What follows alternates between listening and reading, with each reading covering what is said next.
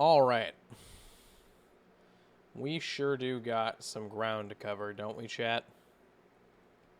Welcome to day 7. I hope everyone has had a fantastic and restful last few hours. About 16 of them since last I streamed. Because we are getting right back into this shit for another 4-hour stream. I don't take breaks.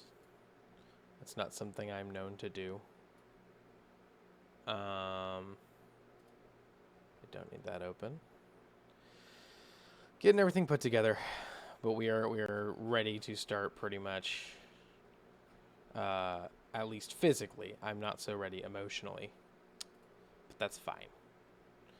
You don't need, emotional preparedness is optional when playing Final Fantasy XIV's Endwalker expansion. It's not even really that emotional, honestly, at the end of the day. So.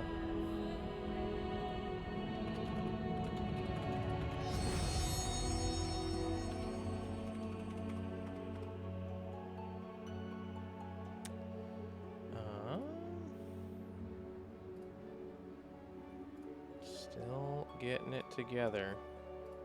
All right, I think we're ready. So yesterday a lot happened. We witnessed the beginning of the final days. That was cool. That was great.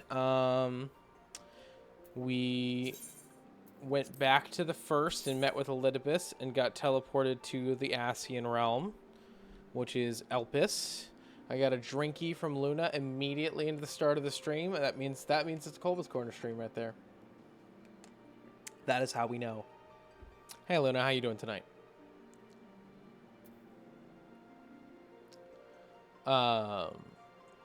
We convened with and discovered a conspiracy revolving around Urianger and the bunnies of the moon, the Loporits. And we witnessed the death of the Satrap of Radzat-Han. And are tuned ourselves to its Aetheryte. I am still all the way over here. Off stream, I went and grabbed the Aetherites here in Elpis. So, allow me to get back where we're supposed to be so we may continue the MSQ. I knew I was going to forget to do that. Tonight's goal is not quite as ambitious as yesterday's. We don't have nearly as much ground to cover. In fact, I did the math. We are, let's see, we're 44 quests away from being done with Endwalker's main story. You're doing fine, Luna. That's really good to hear. Happy to hear it.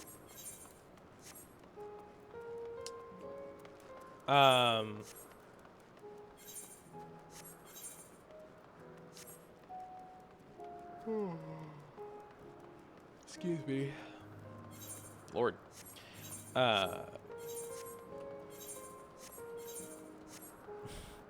I'm so very awake right now. I am currently... I've started fasting about 30 minutes ago because I have to do labs in the morning. So I'm like mildly miserable. But it's fine. I realized fasting 30 minutes ago doesn't really sound like a huge deal, but it's more so I'm dreading the future than it is that I'm suffering in the present. Anyway. Put my shit together real quick. I don't even remember where we started talking. Guns, bro. Welcome to the stream, my friend. Goocha beach bow. Goocha beach bow? Oh, I was talking about today's goals for the stream. They aren't as lofty. Let's look at the MSQ here. We did, I think, a total of 19 quests yesterday. Because we did all 17 that we had to do in the 84 to 85 tier. And then we did 2 quests in the 86 and 87 tier. So 19 quests total yesterday. That is more than double what we would do in a typical 4-hour stream. So that's really nice.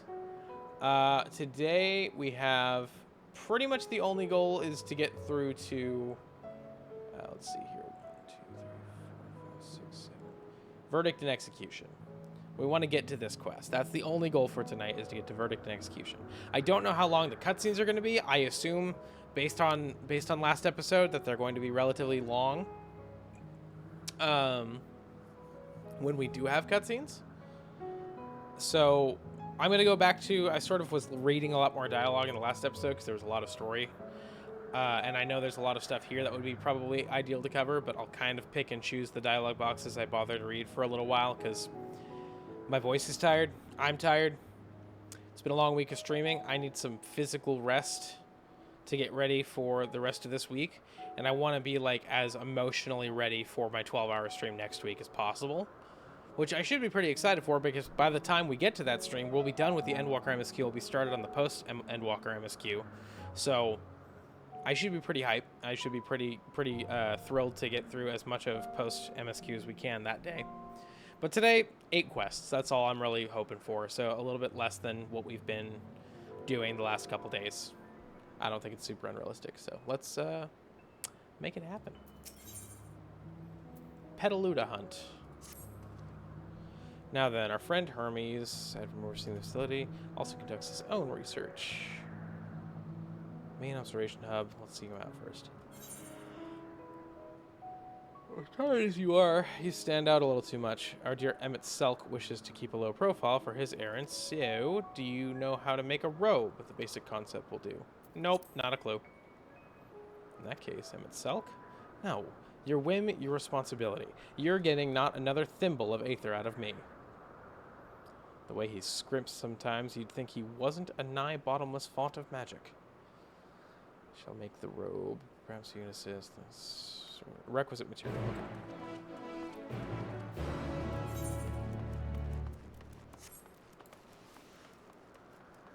Poor Emmett, man.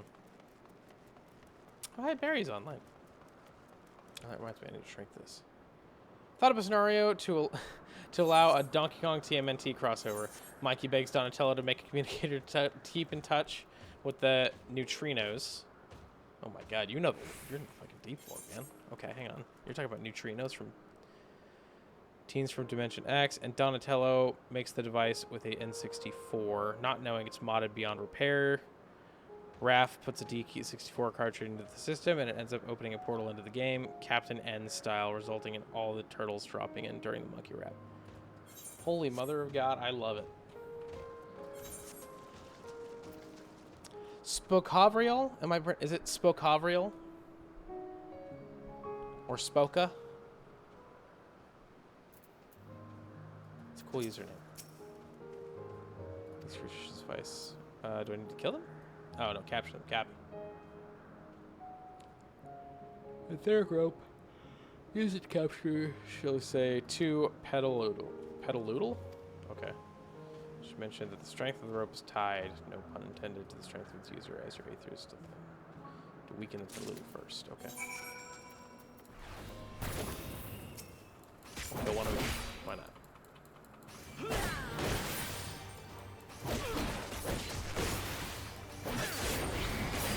Spock Ave.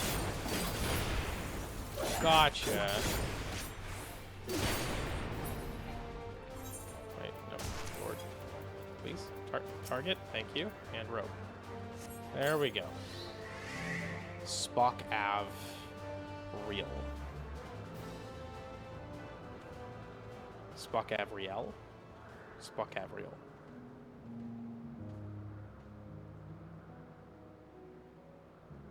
Okay, I got it. Spock Avriel.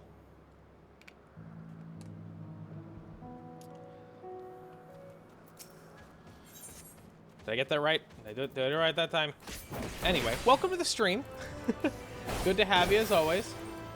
I saw you in Ready Player Us's chat earlier today when I hopped in for a little bit to say thank you for the raid last night. Hope your night's going well. I did say it right. Beautiful. Proud of me. I only needed an absolutely absurd amount of help. That didn't work. Oh, yes, it did. Ah! Leave me alone, lizard man. That also is weirdly a flower, I think. Oh. Anyway. That quest was quick.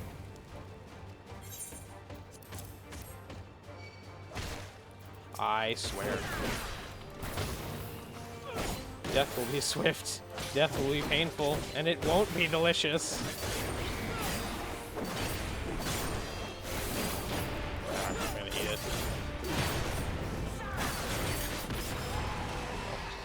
Used to typing that help. It's not like it's a normal name for anyone else. Yeah, fair's fair.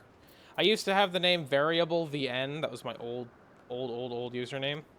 Back before I became Colbus and then the Colbus Corner. And a bunch of people would pronounce it because, you know, Twitch with capitals is like a little weird. And I think at the time I was all lowercase. And so a lot of people pronounced it Variable or Variable then. Variable then. That was pretty fun. I just ran with it after a while. Been going by Spuck Avriel online since the mid-90s. Oh, moly. Oh, you and Paladin Gonzo might have some relatability on that tier. That would also explain why you know so many damn references. My guy. You're in the loop. Fancy, but then we're trying not to stand out. Try it on for size. Turn living beings into clothing? Just like that?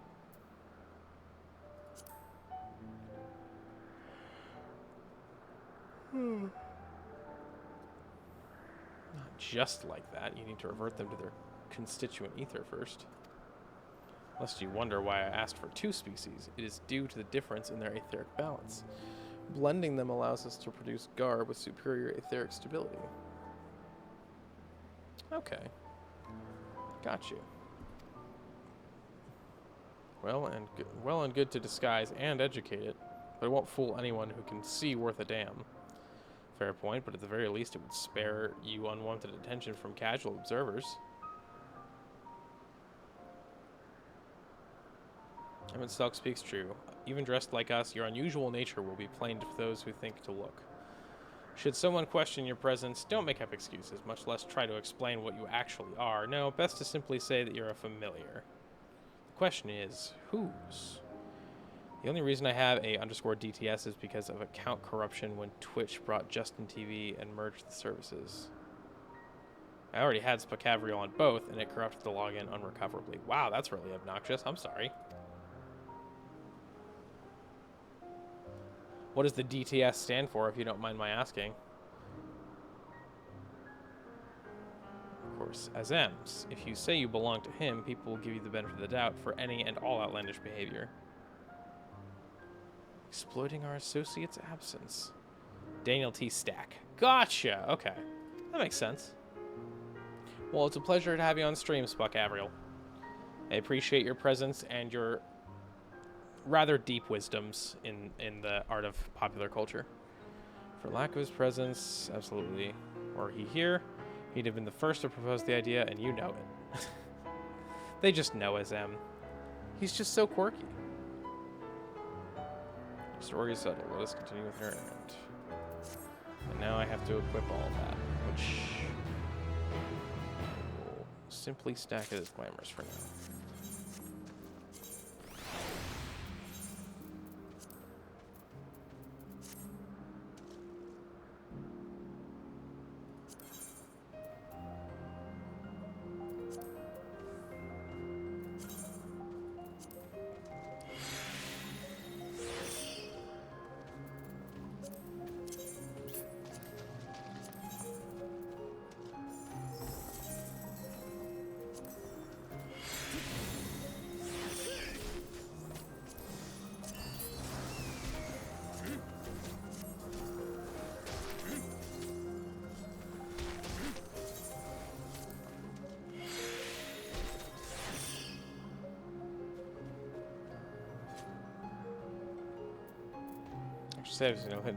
But the Asquaga family had a pair of elephants as pets in Sparks, and they were not common elephants. I see. I'll have to do this for now. We'll fix it later. In search of Hermes. If you're ready, let's continue with Path of Anagnoris. I don't know. Place serves as an observatorium, hub, and residence both. Someone there should be able to point us in the direction of Hermes.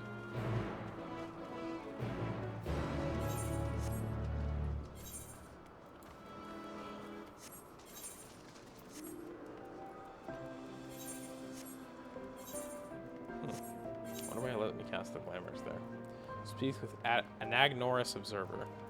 Agnorisis. I'm bad with words.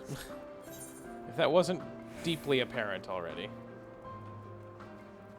I'm gonna go this way real quick and just discover a little extra mappage while I'm on the way. I'm sure I'll go over here later anyway, but details.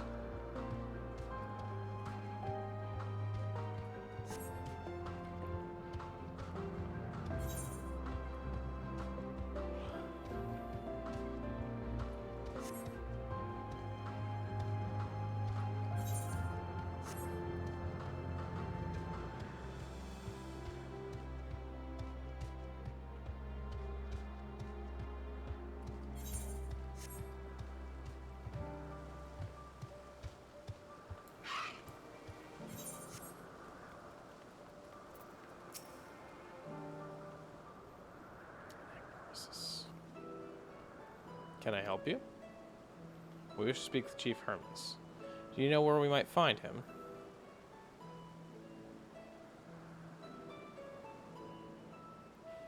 By your mask, I assume you're one of the 14. I wasn't aware that there was to be a visitation. Between you and us, it's something of a surprise. Your discretion in the matter would be appreciated. I see. My lips are sealed. The Chief should be conducting observations as usual. His focus of late has been aquatic creatures, so I expect you will find him at one of the pools here. The pools, you say? Many thanks and apologies for disrupting your work. I say, Hythlodius. While I've never met Sir Hermes, you know him well, do you not? That being the case, couldn't you simply find him by his aether? Aye, that I could. As you know,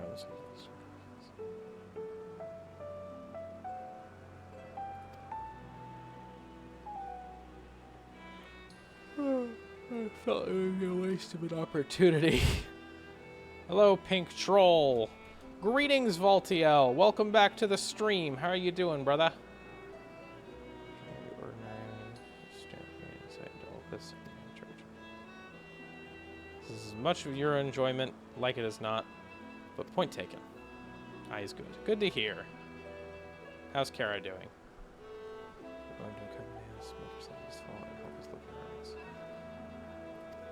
Short, dark hair. So you know.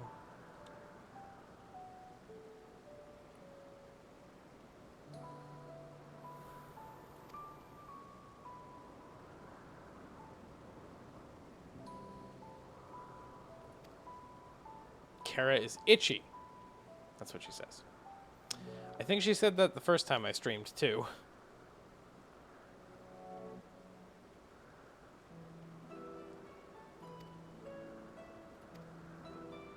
No. Are you sure? Pretty sure I remember her mentioning that she was itchy. Or maybe she just said she was bad. I don't know.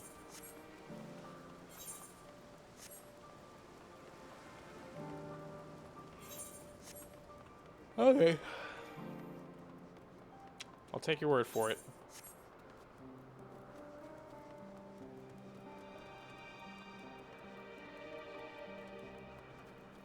Bro, look at that fucking rainbow unicorn in the water there. I want to kill it. Can I kill it? No. But I can look at it.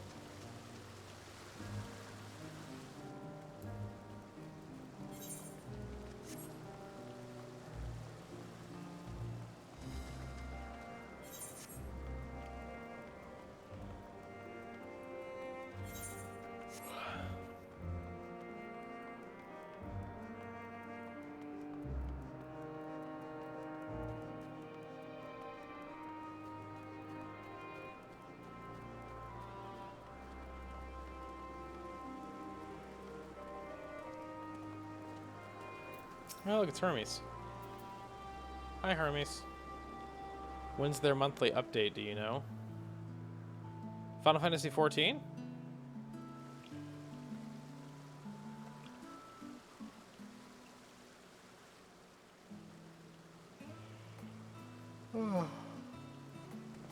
Sorry, they already did a server expansion one. And then they're doing the server maintenance for Dawntrail starting at starting on the 30th, I think. different. You're different too. And you're a weird harpy lady. We're alike. Friends. I want to be... Keep trying, you can do it. Excuse me. Please, wait. She's also evil as fuck. Oh, that makes sense. And salutations. Can you hear me? Do not be alarmed. I mean you no harm. I wish only to hear your words, share your feelings, and know your thoughts. Well, if I've learned anything from the Fae in the first, I'm pretty sure you're full of shit. Be friends.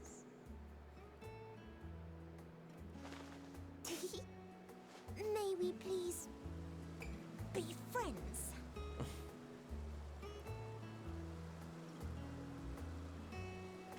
Ah, I see you found him.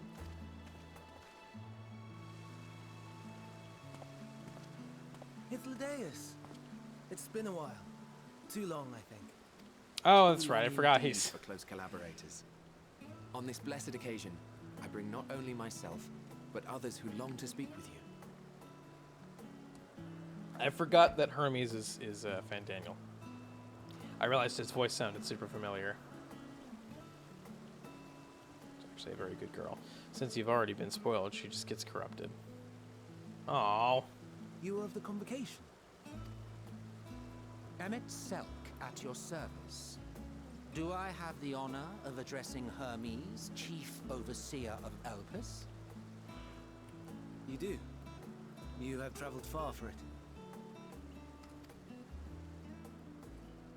Given your facility's purpose, its remote location is A something drinky. of a necessity. Thank you, Emmy. Would Also, that hi, I wouldn't Emmy. have to rely upon a guide.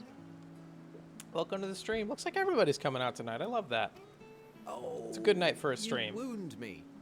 Have I not ever been an attentive and helpful friend? But moving along to more agreeable company, this one we chanced to...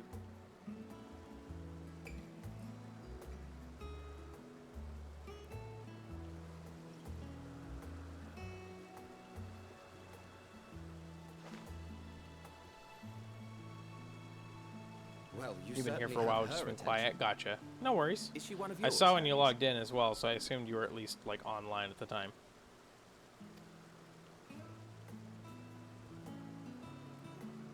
Her name is Meteon.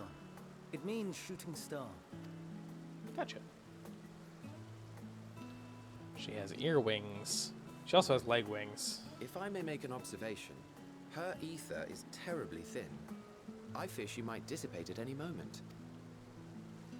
Nor do I believe you've made a submission to the Bureau. I would remember such a concept if you had.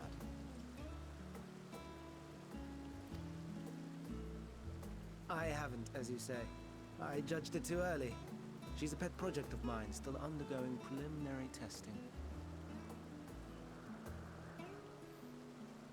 It's trying to be sneaky too. But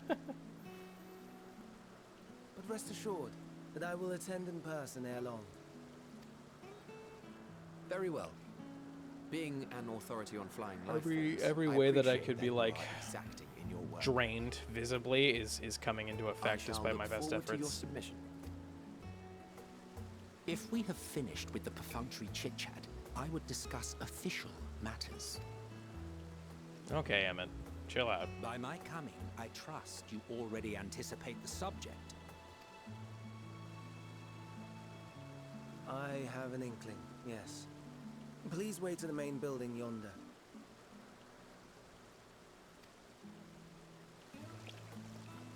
I shall join you as soon as I've returned these creatures to their homes.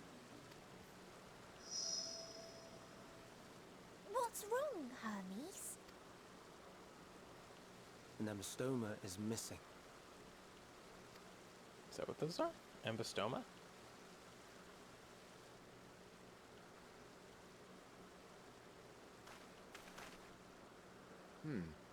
I may have found it. A creature with the self-same ether as those there, nestled in the boughs of a tree outside the grounds. Emmett's just like, oh, so now you want to You're use it. saying they can climb with their sorry excuses for limbs? The fashion has been to imbue aquatic creatures with the power of flight, ever since the words of Metron created a sky-swimming fish.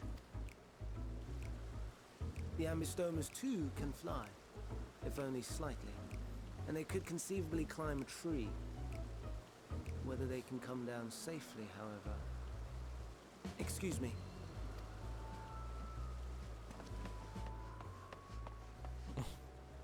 I'll help too. You go, Medion.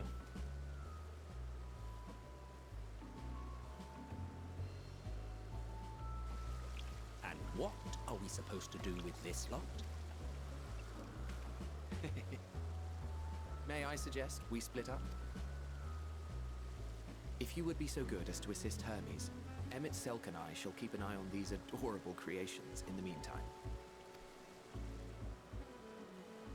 Hythlodaeus, you're the best, man. It's trying to draw disbelief. I mean, yeah, I would agree. I did not believe you. She seems like a wholesome little bean. It's a shame. Now I know too much.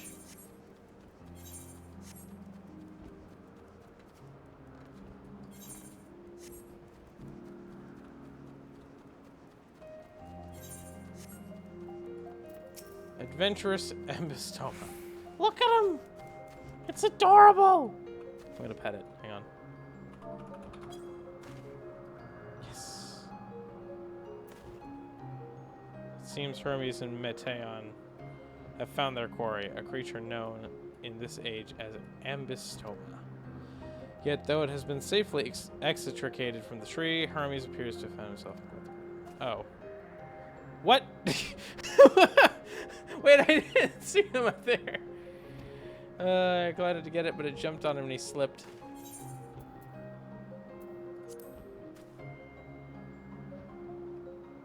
No, I'm fine, if a little embarrassed. Now, for your own safety, please stand back.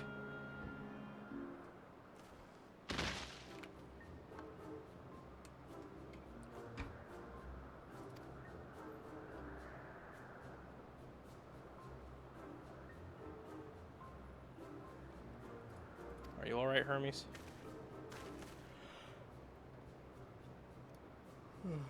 Quite alright, yes. My apologies for making you worry, Meteion. Both you and Kirshin Anklava, at your service. Kirshin Anklava, you are called. An intriguing name, somehow reminiscent of a new creation. Thank you for coming after me.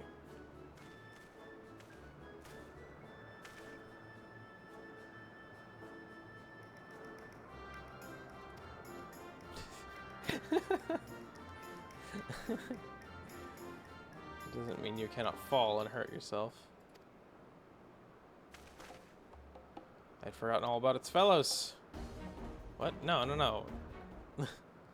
It's not what I had in mind when I asked to hang him up the tree. I always think Emmett Selk and Hythlodaeus when I returned. I'm gonna keep calling him Hythlodaeus. Hythlodaeus just flows better in my mouth. Hythlodaeus just feels weirdly like stuttery when the distractions are out of the way. As Chief Overseer of Elpis, permit me to welcome you to our facility. I hope you will enjoy your time here. Meteion makes Meteion noises.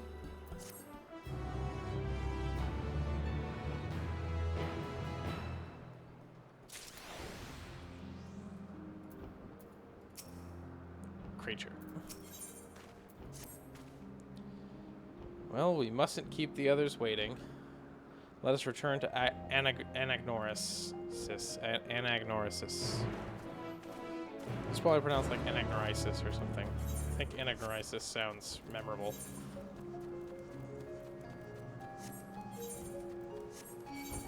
No. Leave me alone. Why does everything here have flowers?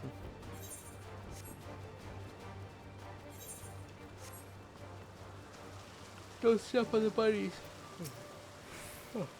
My apologies for the trouble. Owing to your kind assistance, all the abistomas are safe and well. I'll space. We're gonna go ahead and take care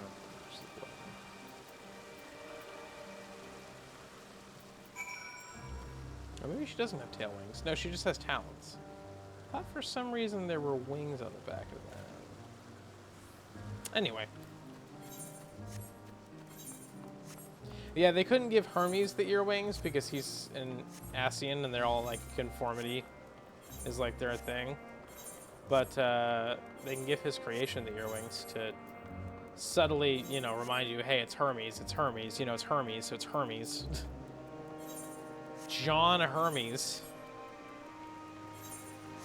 Hermes and his harpies. Hermes and the Jets. I can go on.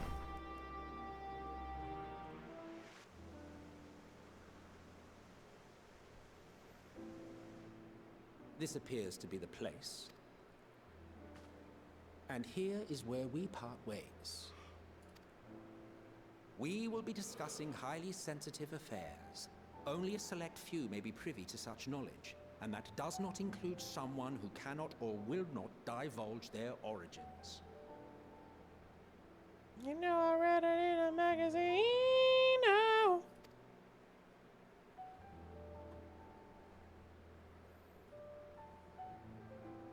What? Will I have to remove you by force?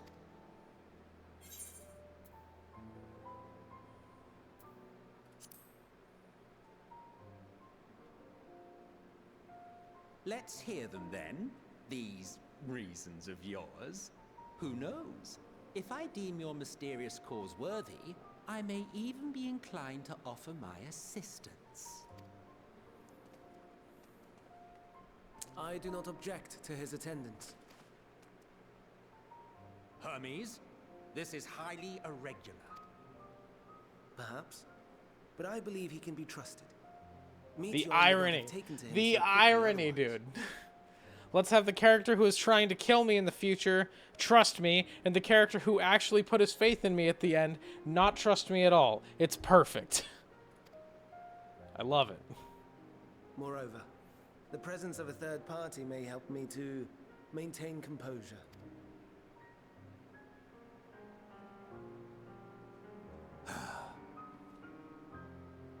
As you wish then.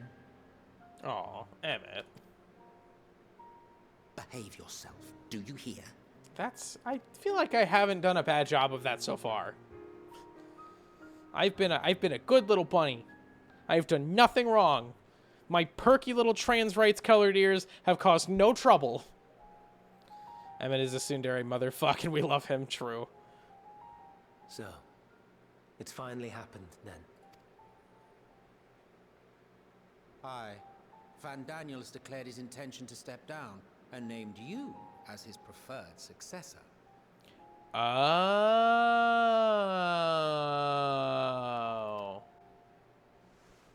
Gotcha.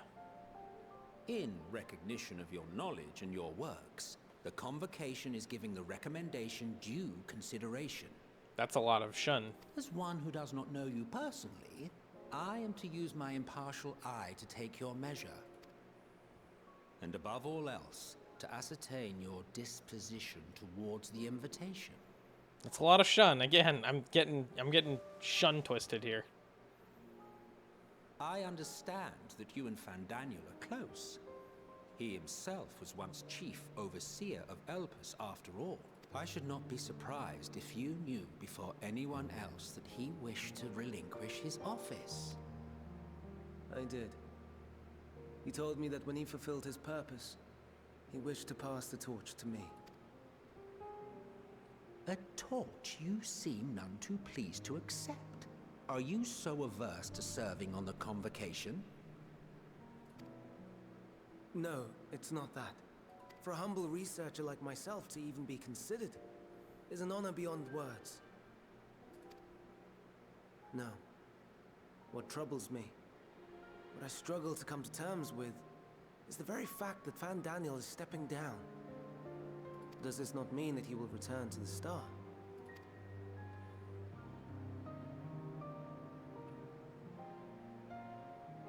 Of his own volition, yes, like so many others have before him. Return to the Star? Does that mean die? Mateon, chill. Jesus. Well now, that's not a word I hear often. Is that what you say here in Elpis? Mankind is the life of Atheris. Each of us, a drop of blood flowing through its veins, bearing sustenance. In our finite time upon it, 'tis our duty to make it a better place, that all who call it home, now and in future, may abide in happiness. To that end, we have dedicated ourselves to the pursuit of enlightened creation. And by our efforts did we transform this once untamed wilderness into the peaceful paradise you enjoy today. Some interesting parallels between this and Charlan. To return to the star whence we came is a privilege afforded to we who have so loved and nurtured it. Only where the people of the Ascian realm sought constant progress and improvement upon that which already exists, Charlan simply wished to preserve that which was there. A choice embraced by those who have lived their lives to the fullest, in service to our world. And when they depart upon this journey, it is beautiful, always. The 14 are no exception. 'Tis believed no occasion is more felicitous than the fulfillment of Felicitous. one's duty. Oh, that is an exquisite word, good sir. Felicitous.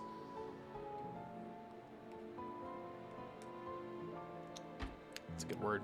Our office becomes our lives, and to retire is to return, or so the majority of us hold. Some few have elected to eschew custom. Mayhap you feel Fandaniel's deeds do not warrant his return, yet you should know his accomplishments as well as any. During his time, he conceived of countless outstanding concepts.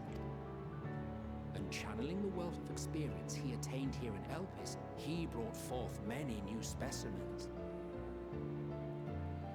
I know of all this. Fancy way I of do. saying assisted self-termination. It's just, I cannot fathom why someone so great and wise, who could still do so much good, would want to end it all.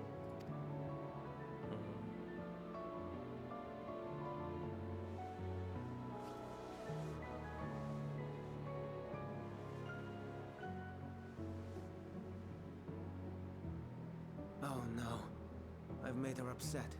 Forgive me. I know I requested your presence. Might I trouble you to take Meteon outside? A change of scenery would do her Meteon. good. I said Mateon. Meteon. That just sounds weird. Excuse me.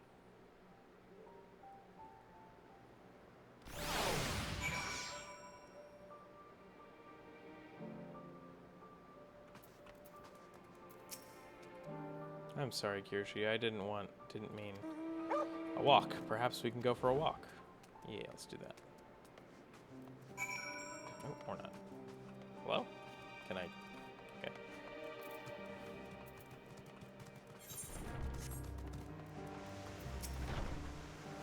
Hermes gets sad when he thinks about death. When others are sad, I'm sad too. That's how I am, how he made me. Don't worry, I'm fine now. So why did you come here? I'm a time traveler from back in the. I'm a time traveler from the future who's experiencing the final days, which happened in the past. So I came to the past to figure out what happened then. I'm sorry, piss chat?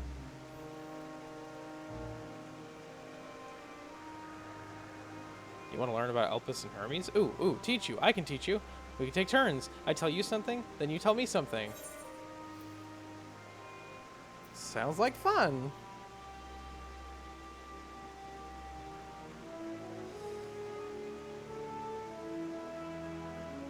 Yes, let's talk to Memnon. Should be near the Aetheryte. I'm not good at explaining, but Memnon is, so I'll have him explain instead.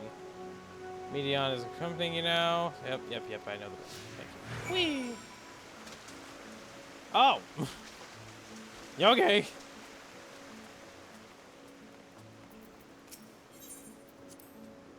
The Aetheryte. Anyone can use it to teleport anywhere. Well, maybe not anywhere, not to the ground or other isles. For that, you need teleporters. Oh, and permission. And what have we here? Though you look like a person, you have the ears of a beast. I assume you're familiar with Meteon. Is there something you need? This is Kirshi. Can you help him about... I wonder what he says when you're, like, a here. Newly arrived familiar, is he? Very well. Should be glad to introduce our service. As you know, it is mankind's duty to make the star a better place. That's for fourth life. I already know all this already. Fitness to exist. Suggesting which is connected here is also. Identify the products.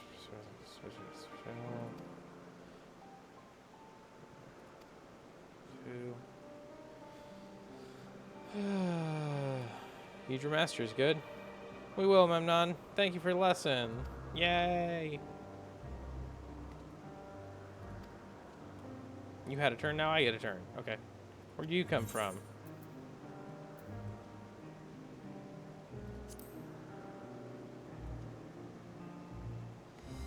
There's such a place? I had no idea. This place is important to you. I can feel it. Oh, my power. Haven't told you about it. Let's find a creation. One not being watched. I'll explain my power. Okay. Sounds great, Meteon.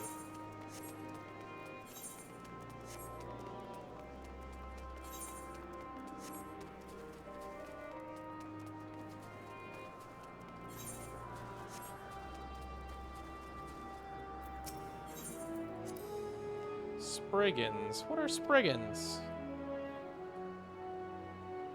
Oh no, we call them Aureae. If there's many, if it's just one, we say Aureus. Though they're cute, they can be naughty. Sometimes they run off with concept crystals, and Hermes has to run after them.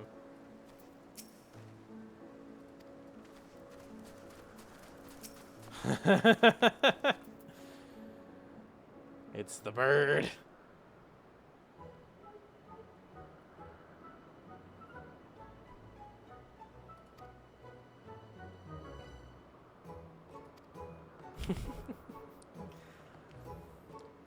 Try reading his mind. That's my power. She can read minds.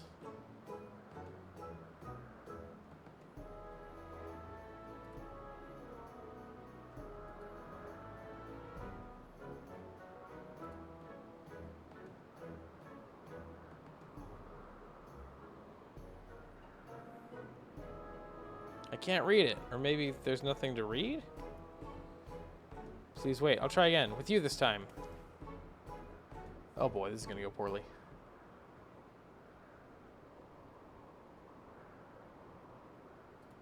Oh, hi, Meteon.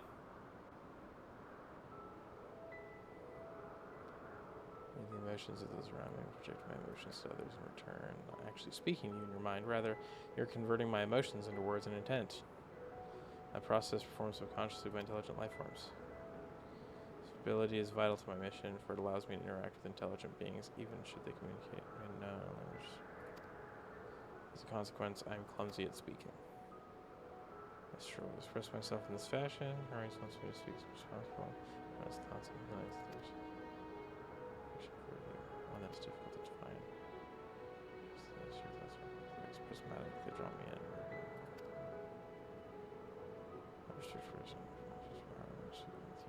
I want to know that I should be your friend. Oh, that's wholesome.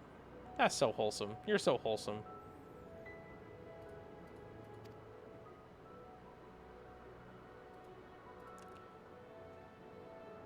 At the end of this cutscene, I'll take a look at the video, Luna. It's a secret. He did the gesture. Ooh, a secret. That's something you want to hide? Just leave it to me. There, I've blocked it out. I can't block everything, not strong feelings, but that wasn't too strong. Spoonbill.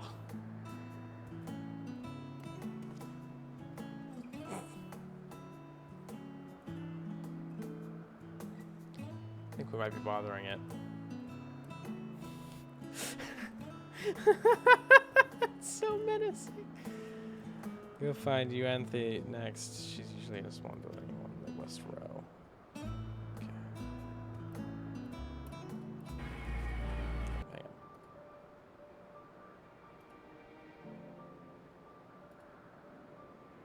What's she playing with?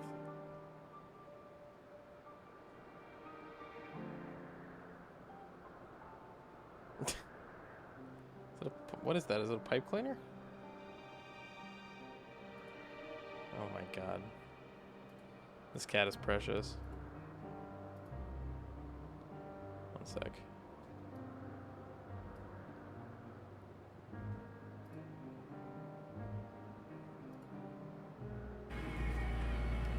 Audio. Okay.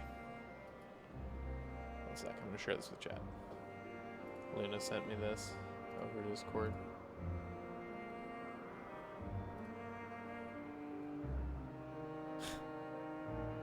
This is Luna's cat. She's precious.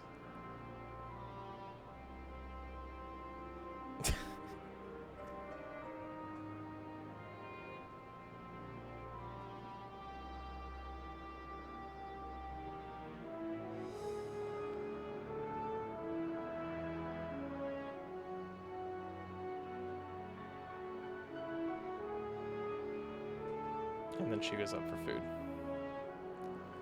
Perfect. That was precious, Luna. Thank you for that. Alright. Now let's stop bothering this spoonbill and find our way wherever the hell we were going. Ah! What? Okay. Anyway.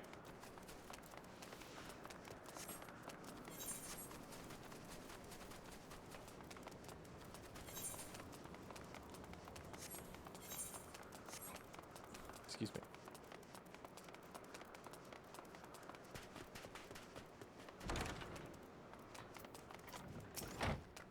I like her hair. If it isn't Midian, I see you brought a friend today. Greetings, Euanthe. An apple. Could you make me an apple? The kind Hermes likes, covered in syrup? I wanted to share it with Kirshi. Oh, candied apple? Hermes is certainly partial to them, but you know you can't eat Midian. You weren't made to do so. But I like it too. It may seem that way, but it's due to your ability to share others' feelings. You've taken Hermes' likes for your own. I can't prepare an apple right now, but I'll bring one for Hermes soon, I promise. I wanted to show you my favorite thing. I heard about yours, but I failed. What do you like?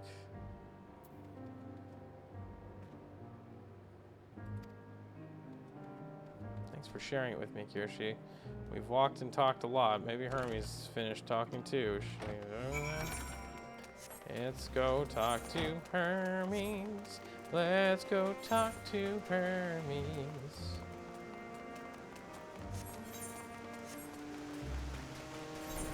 Hi, Hermes.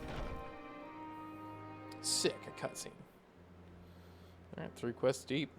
Let's go. I can see the fresh air has done Mateon good. Kirshi wanted to learn about you and Elpis, so I taught him. About this place, about my power, about your favorite food. Not sure if that last one will be of any use. But I do appreciate you keeping Midian company. While you were away, I finished speaking with our guests. Finished? Hardly. You requested time to consider the invitation, so we have no choice but to occupy ourselves with an inspection of your work. My apologies. Emmett Silk and Hecladius will accompany me as I attend to my duties. If you wish to learn more, perhaps you would like to come too. I'm compelled to remind you that he is in no way associated with the convocation. We simply chanced to meet at Propylion. There is no guarantee that the matters we discuss will remain private. I do not mind. To see the joy his presence brings Midian, I cannot imagine our mysterious friend harbors malicious intent. Kirshi's kind. Really, truly, he taught me as much as I taught him. You're coming, of course. To watch Hermes, you're bound to learn lots and lots. She's so cute. She's so wholesome. She's friend-shaped. This is friend-shaped.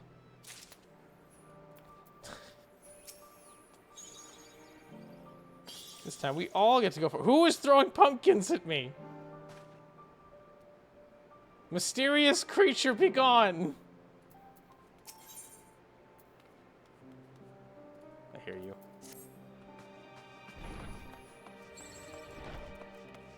I see you!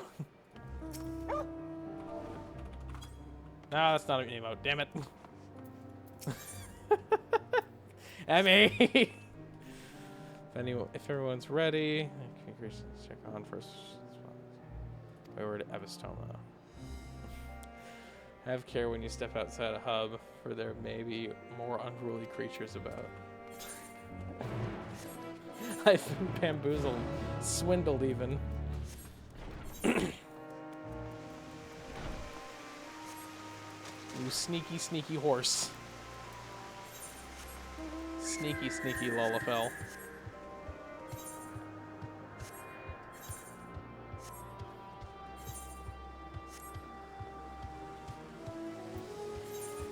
Oh, you won't show up on the map because you're not in the party. Dang. Curses.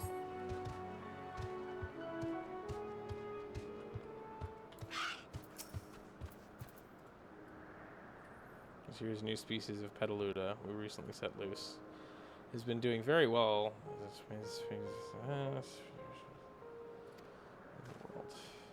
Tell me, do you know the difference between living beings and arcane entities? Not a clue. It is the presence of a soul. Souls is not just that can endure on their own. Not fulfill these requirements, such as those spontaneously born of magic or natural phenomena, do not have souls. Resemble flora, fauna, like soul, arcane entity. Huh. Okay. It's not for mankind to decide what is living. The domain lies beyond our manipulation. It is hubris to assume otherwise. Let's head to the nearby beacon.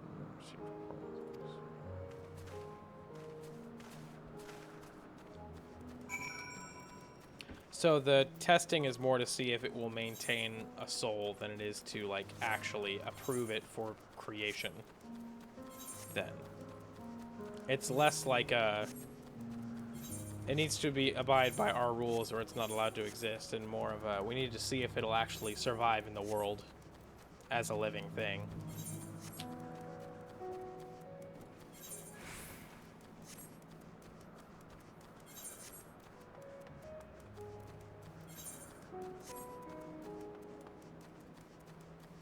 That's kind of neat. I'm feeling educated. Lightning and Numa, just as the report said. Call this structure a beacon due to its form. It's in fact a magical device.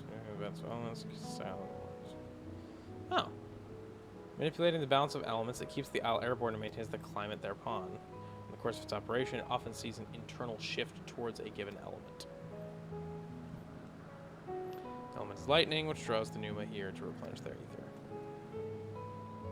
Here's Mateon is busy. Medion is busy. What you can feed the Numa. Gotta feed the Numa. Numa, yay. By using this lightning converger, you can harness ambient lightning and fix into a ball. A veritable feast for our dazzling friends. Go on, give it a try.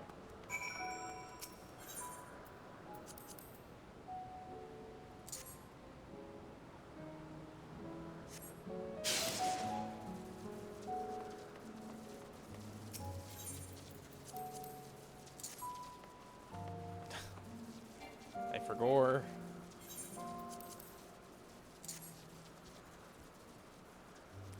Chow down, homies.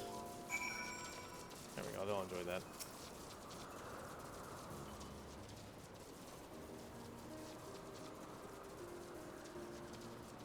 Perfectly done, Kirshi, look. See how they gather to feed? How they express themselves through their action despite their lack of words? Speech is not a soul-defining characteristic of a thinking, feeling creature, nor is silence an indication that they do not possess these qualities. Souls, arcane entities such as the Numa, or ephemeral life forms such as the Petaluda, all seek to perpetuate their existence and to survive. Living being.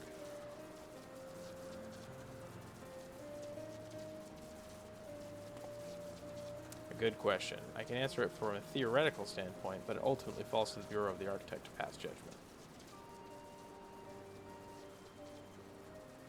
Those with exceptional visions, such as Hythlodaeus, may be able to ascertain her true nature, but to me, it doesn't matter. She is herself, and that's all I need to know.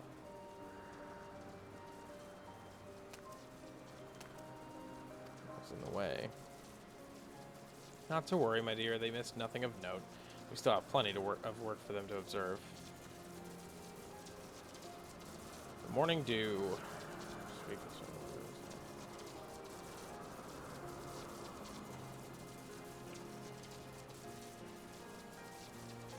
Dude. Jesus. I'm okay.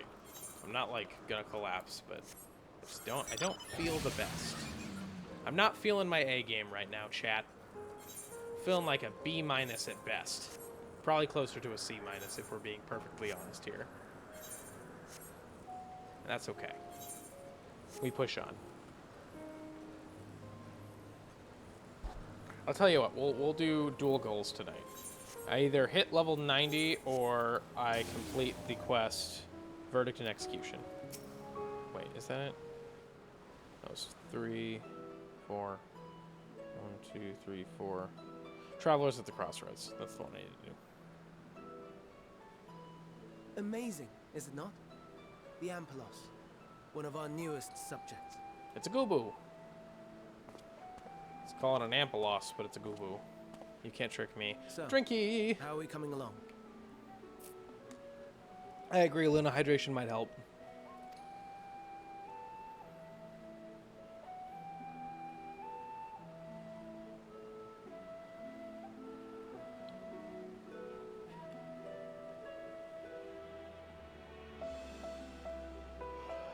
Oh, hey, it's the flower.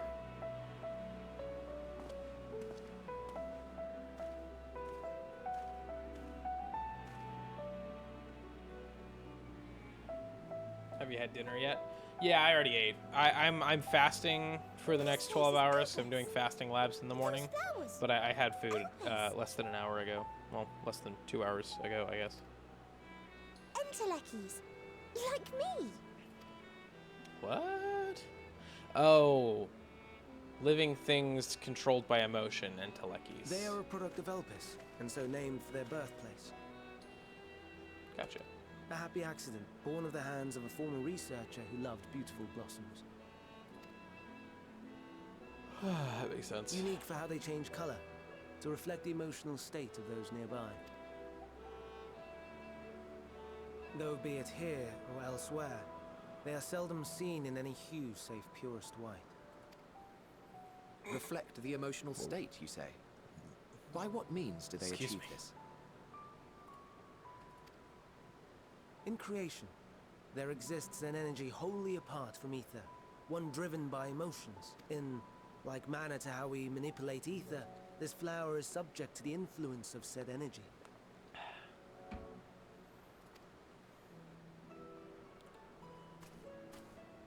While it has no will of its own, it is sensitive to the prevailing emotion in the vicinity, and reacts by altering its color and vibrancy. We know it's the flower in question. It is one of the unseen energies. We didn't need to hear it again. I promise we remember. Hasn't been that long. I mean, it has. It's been 14 days now, but still. Akasha. Though I'm not familiar with the term, your description suggests it is the self-same energy. Dynamis, we call it. Heh. Gotcha. And those entities like the Elpis flower that have the ability to interact with this energy, converting emotions into tangible phenomena. Oh, excuse me, guys. Are I'm sorry. Antelekis. Trying not to just fucking leave my mouth agape over and over again. I keep yawning. That's me! That's me! An Enteleki! That is you, Medion. That is That you. you are, my dear. And no ordinary one at that, but the first possessed of free will. Wait. A form of energy other than ether? Dynamis? I've never heard of such a thing. Hardly surprising. Dynamis cannot be seen, much less felt. And though its existence has long been theorized, we had no proof until the flower's serendipitous creation. What's more, Dynamis is far weaker than Ether. Under normal circumstances, its effects are drowned out by the latter.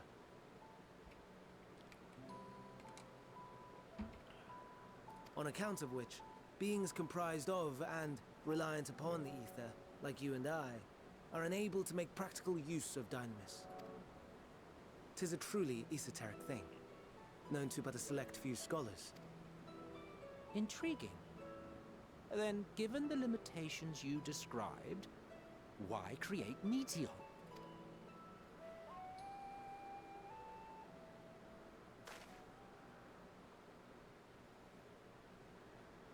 Our star, Aetheris, is especially rich in ether, so much so that its name is derived from it.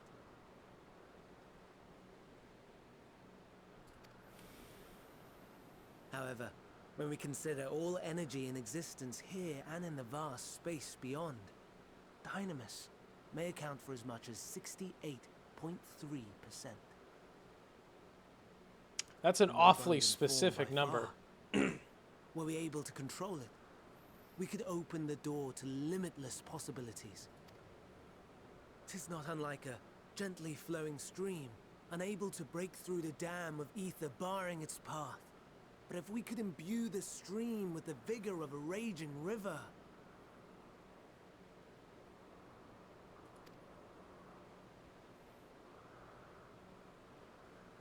Sounds dangerous.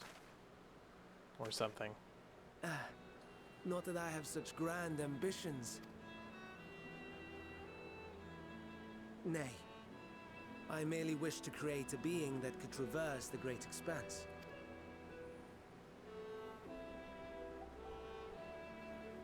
The relative scarcity of ether beyond the bounds of this star was a concern. And so, I looked to another source of energy by necessity. Gotcha. Which is why she's named after a meteor shower, because she can fly That through the being heavens. Dynamis. No wonder her ether is so thin. Precisely. Yours is thin too. Like an entelechy. Like me. Completely different reason. Don't worry about it. So, are we the same? Intelleckies.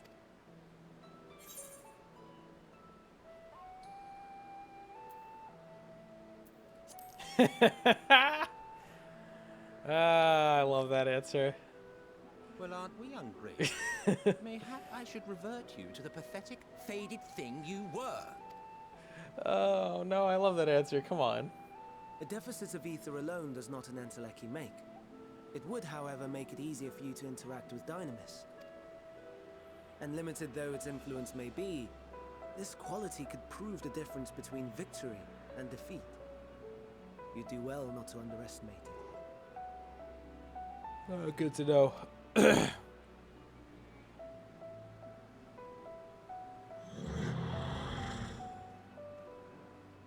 Oh dear, I'd forgotten about the poor fellow. You must excuse me a moment while I go and verify a few more things.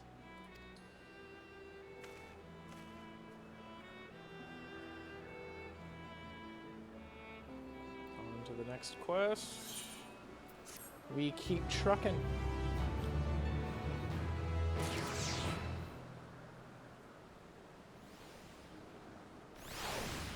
I'll be right back. Give me like just a second here.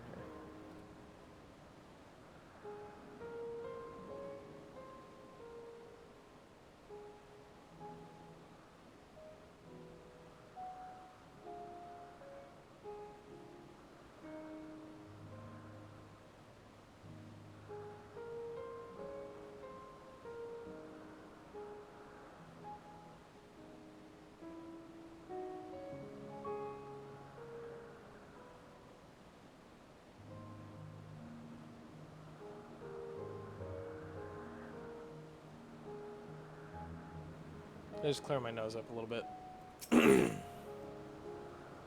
Their greatest contribution. Emmett Selk appears deep in thought. Not that I or anyone else would be able to make use of it even if I knew, but it irks me to discover that there is an entirely different form of energy and no one told me. That personal knowledge aside, Hermes' knowledge is undeniably impressive, given that there are none other among the 14 who specialize in the Celestial. He would be a welcome addition. Assuming he can be persuaded to join, that is, I still can't understand his hesitation. Why did you join the convocation? You wish to know why Emmett Selk was chosen for the convocation? I should be glad to share the tale. It began when... Not another word. Lest you've forgotten, we've to learn about Hermes, not me. My misspent youth is not your concern. That's pretty funny. Apologies for the wait. I have inspected the Ampelos to my satisfaction. All is well with the creature, and I dare say it won't be long ere it is released unto the world. Another creature, however, reportedly isn't faring so well, the Charybdis. That is what we shall tend to next. If you'd follow me, my friend, we shall return to the main isle and head north.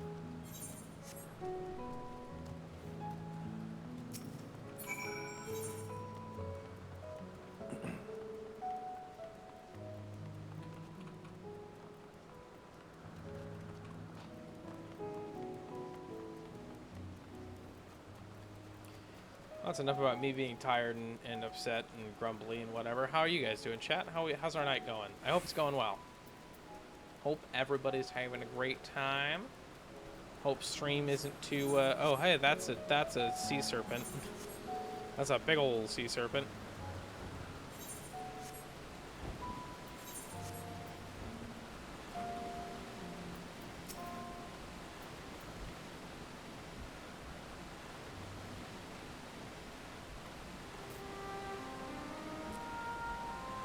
I could just be dehydrated. I'm not really sure.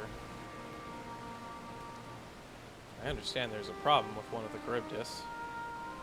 I'm having a blast. Good to hear. As you know, the Charybdis is based on a sea creature. Owing to adjustment to enhance its affinity to wind, it is capable of flight. The specimens created from the concept could all fly without issue, but a problem arose in subsequent generations. This third-generation creature was born with an etheric balance leaning strongly towards water. Its aquatic origin asserting itself, it would seem. The result being its affinity to wind is diminished, it cannot fly. No matter what we try, we can't get it to rise even the slightest bit. For such change to manifest in so few generations, I fear they are too unstable and flawed. With your permission, I will revert the creatures and recommend to the Bureau that the concept be revised.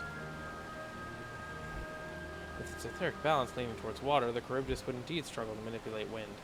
Yet it is too early to conclude that it cannot fly. Having failed at first, it may simply have developed a fear. I shall transform and fly with it, helping it to manipulate wind until it finds its wings. You needn't go to such lengths. No, please, I want to see it. You don't know? Of course not. Transformation is an art in which one manipulates a vast quantity of ether to construct another body around oneself. In practice, this allows one to assume any conceivable form, and thereby transcend the limits of one's flesh. Yet convenient though it may be, transforming in the presence of others is considered vainglorious in an extreme, as uncouth and unseemly as running about robeless. Shameful. Am I to understand you make a habit of this? Nothing of the sort. It's just that, when transformed, I can wield the wind and fly. It may seem excessive, but what is our shame next to the lives of these creatures? They deserve a chance, and we owe it to them to do all in our power. Be that as it may.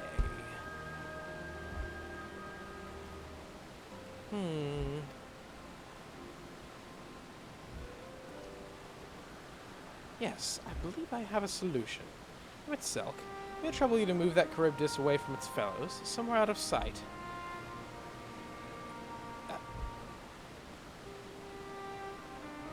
Hi, Dad. Meanwhile, I'd like the rest of you to help me prepare here. What mischief are you scheming now? No mischief, I assure you. I would but spare you the need to report to your colleagues that Hermes committed an indiscretion. So have a little faith and run along.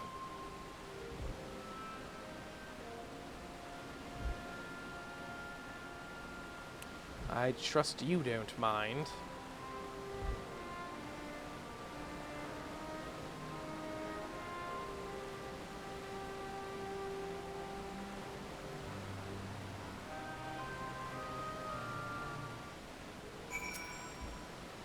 Emmet Selk is out of sight. Good. Let's speak of the plane. It's a stroke of genius, really. We have Emmet Selk train the Charybdis. Wait. Okay, that's the whole sentence. We have Emmet Selk train the Charybdis. Aside from being able to fly untransformed, he can readily see aether currents. And with his adept spellcraft, he can also employ suitable wind magics to guide the creature along. While he is indeed capable of all you described, it is not his duty. I'm loath to trouble him with it. Don't be. As I mentioned, it would also be for his own sake. With that settled, let's begin at once. Kiyoshi, I want you to go to Emmet Selk. Tell him that you have a favor to ask. He will be disinclined to cooperate at first, but you mustn't be discouraged. With our friend, the trick is to be unflaggingly persistent. Off you go now, and good luck. I get to type in chat. Let's change it to say, though. I had a lot of people complain about this, and I kind of get it, because it's a little silly. Especially because chat's public, so if you're in the say chat, anyone that's around you can see what you're typing, which always just feels a little, like, off-putting. Oh, Fabiana, I don't care in the slightest. I hate that I have to go onto Twitch proper to do this. Oh, Fabiana, you silly goose. You silly Billy you are. No one cares. No one cares. Be gone forever. Okay, thank you. Bye-bye. See you now. I'm going to go ahead and keep that open just in case. We actually haven't had bots for a while. I'm a little bit surprised. That's the first time I've seen a bot on channel in a spicy minute. I'll go ahead and keep that window open if we get another one. Do I have mods? No, not currently. Me and Lunar are talking about potentially getting her to mod for me in the near future. It's just a big time commitment, so I wouldn't really want to ask just anyone to be my mod.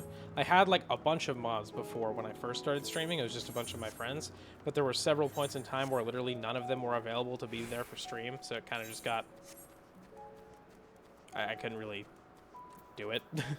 So I decided just to demote them. Meg and I are willing to help when we are on. I'll keep you guys updated. I'll let you guys know. I'm going to keep talking to Luna because I think the two of us are planning to have just like pretty much a consistent system and schedule. Sorry, Mag. I read Meg. My bad. My eyes are not working apparently. Preparations for the scheme that is clearly not a scheme complete. Type of thing.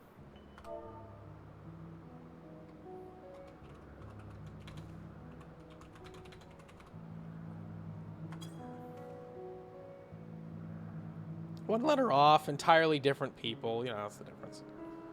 Oh, no, you don't. I'm not lifting a finger. I don't know what Hythlodius is up to, and I will not be made to know. I refuse. Please, Emmet Selk.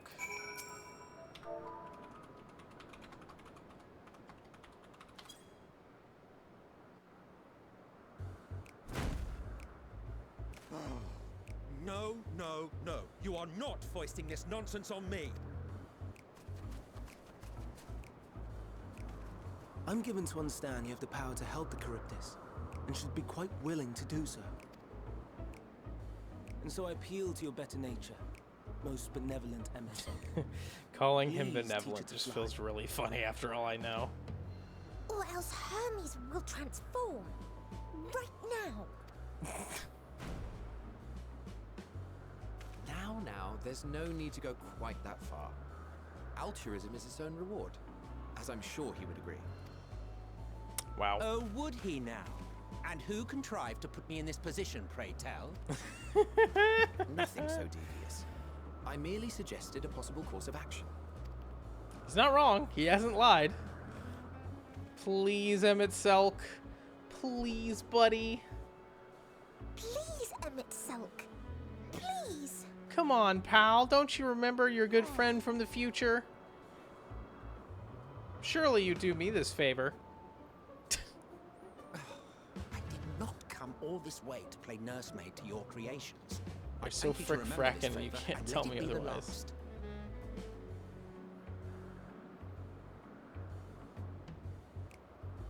Emmett Nithlodius? Or is there another word that's missing from that?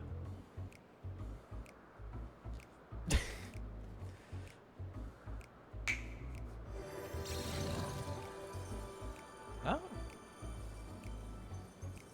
Just a flying steed at the snap of a finger, I will huh? aid it once it has taken to the air. It falls to you to shepherd it skyward.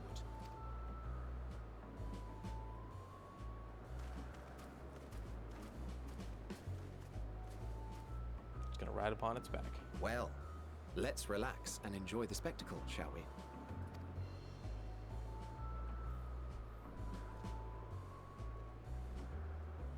Yeah, I could definitely see it.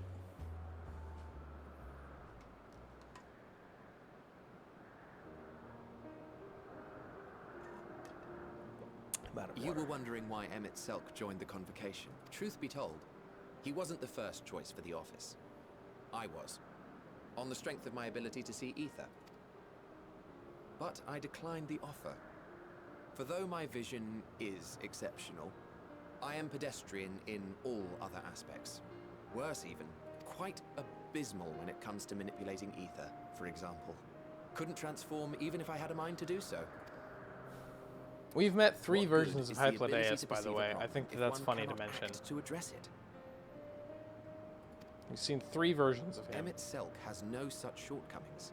He excels in vision and manipulation both, the latter to an extraordinary degree. If there is a mage more powerful, I do not know of them.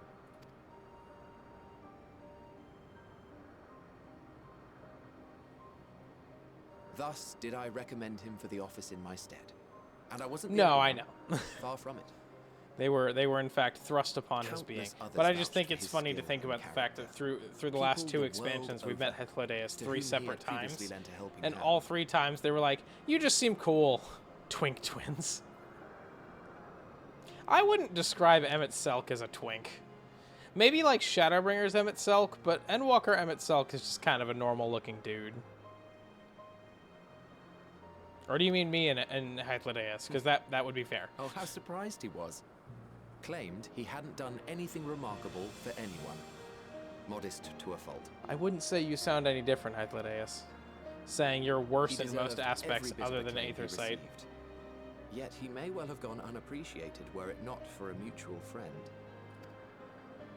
A That's singular him. soul who can't help but involve himself in the business of others. Where he walks, excitement is certain to follow. Definitely talking about His his antics irritate Emmett Selk to no end. But much of his grumbling stems from genuine concern. When our friend calls, he never fails to answer and lend his talents. And in the course of doing so, he himself came to be recognized and respected by those around him. They are truly remarkable individuals, and I'm proud to call them friends. To help them realize their dreams. This will be my greatest contribution to our world. Even more than you know, my friend. And when they have fulfilled their respective purposes, Friends. so too shall I have fulfilled mine. And together we may return to the star. Look at me, spilling my innermost secrets. I can't seem to help it with you. I can only assume it is due to the color of your soul. I just don't understand how you can be so alike and yet so different. Well done, my pet. Well done. Hmm? It did it! Yay! Ah, yes. I dare say the Charybdis will be fine here on. Why don't you go and signal to Emmett Selk? Let him know that his arduous task is at an end.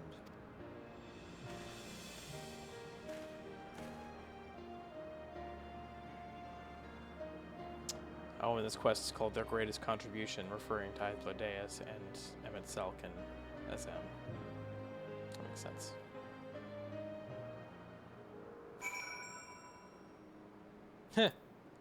The person right behind me doing the same quest. That's funny. Wave to Emmett Selk. Come on down, buddy. Emerging from his reverie, Emmett Selk notices you and begins to descend with the Charybdis.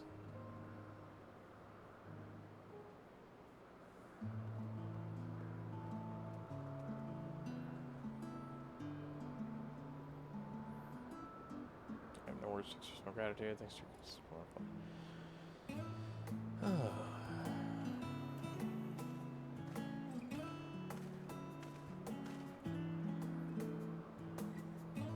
Endwalker music is absolutely fantastic. My friend Shadow was very much correct about that. Creature needed some small assistance at first, but soon as it was flying, more or less on its own. I doubt you will need to repeat the lesson. That was truly impressive. What's to know from afar, the Charybdis flies. Yep, just like we thought. We've proven that even a creature with skewed etheric balance is capable of flight. Though we helped to achieve this, the Charybdis is a herd animal. They may well aid their struggling kin in like fashion if and when the need arises. Keeping this in mind, I bid you continue observing them. That is what you want. But if I may say so, rather than hoping an idealistic possibility comes to pass, would it not be simpler to have the concept adjusted? That way, we could guarantee that abnormalities such as this specimen are never born in the first place. These creatures are already here. We will spare no effort in giving them a chance to survive. As you wish, Chief, as you wish. Clearly, Hermes has a very different idea of what these creatures mean, like in terms of their significance existing, than everyone else. Which I like. That's wholesome. He's a humanist. He's got humanist vibes. I'm fine, don't worry. Which is conveniently the opposite of how he turns out in the future. Well, that concludes all of my present tasks. Let us return to Anagnorisis now. Anagnorisis. Agnagnoresis. That sounds right. That sounds like a real word. Agnagnoresis. Back to Agnagnoresis. I'm gonna climb these stairs so I can get this map adjustment real quick. And I'm just gonna teleport to the 8th right because I'm lazy. Shit. So. Why shit? Oh, that's exploded.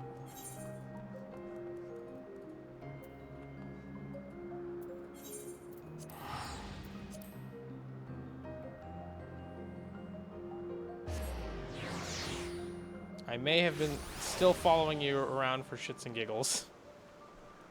I see.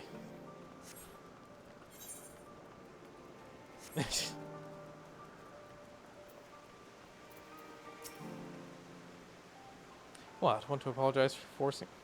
And I may have been killed while I was watching stream.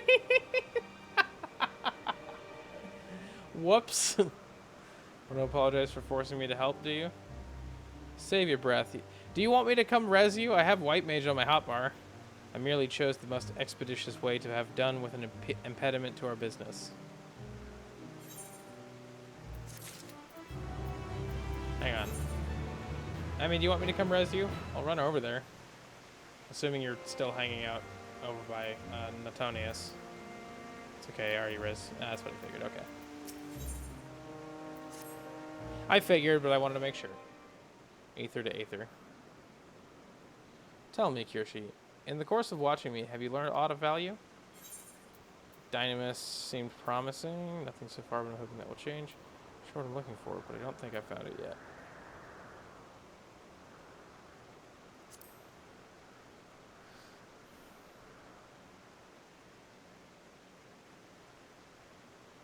you told me what it is you seek, I'd be able to better accommodate you. Chief Hermes, what good fortune to have you here. Something the matter? The icon.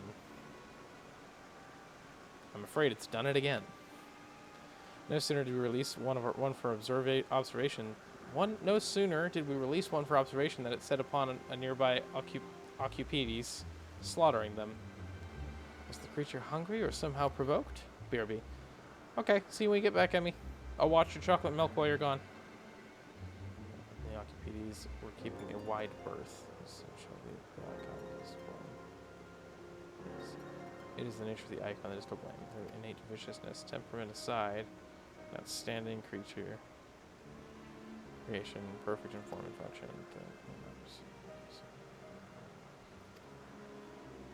In any case, there's no point in postponing the inevitable. Doros will revert them all once the paperwork is in order. Where is the scene of the incident? Just off the path of the 12 Wonders. As you make your way, you should see it on the left. I don't know if Doros is still there, however. Hermes, wait!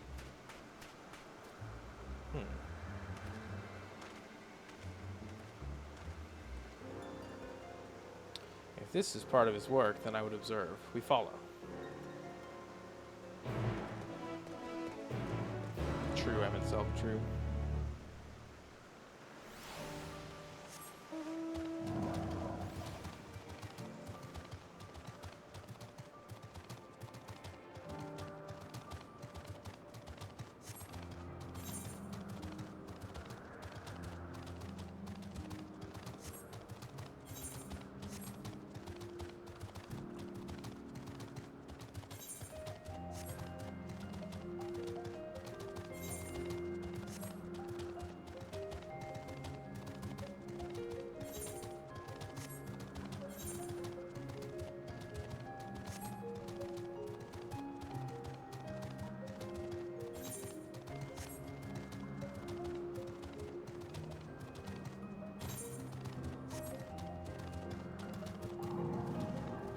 Oof.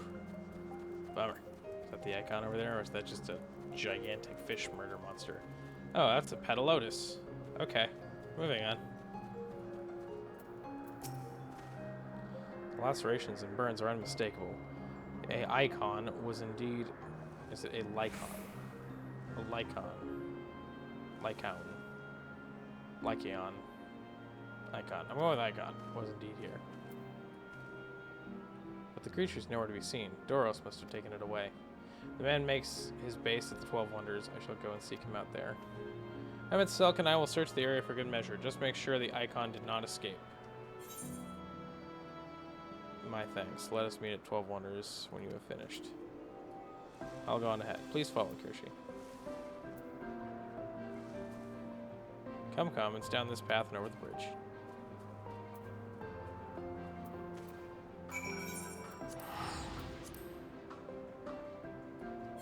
Genuinely would have been faster to walk, but it's fine.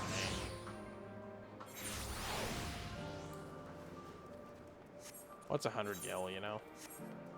I make that much back in a single quest, and then some.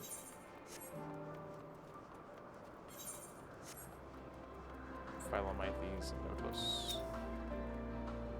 There it is, the 12 Wonders. Hermes is looking for Doros. Let's look for Doros too. He's a man with long, blonde hair, I think. I know him when I see him.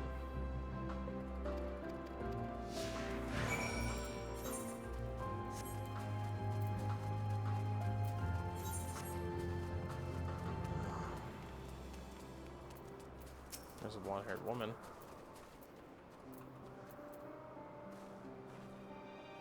If you're with me, Dion, and I assume you're on errands for Hermes, what can I do for you? Sorry, wrong person. We're looking for Doros. We do have similar hair, so people often mistake us from afar. I hope you will find him soon.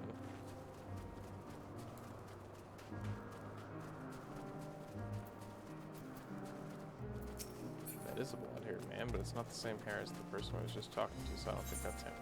I bet he's up here and in the thing. That's Aloros. I was close. I had half the name right.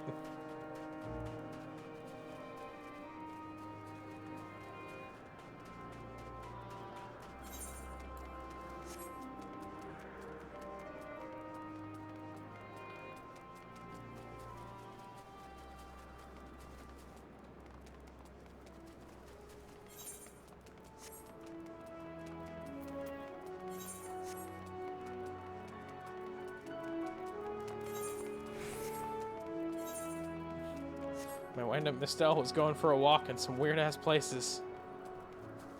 Alright, we'll try the blonde-haired man. I'm pretty sure this isn't him, but it's fine. Doros! That's Doros! Oh, it is him. Oh no, if it isn't Medion, what brings you here?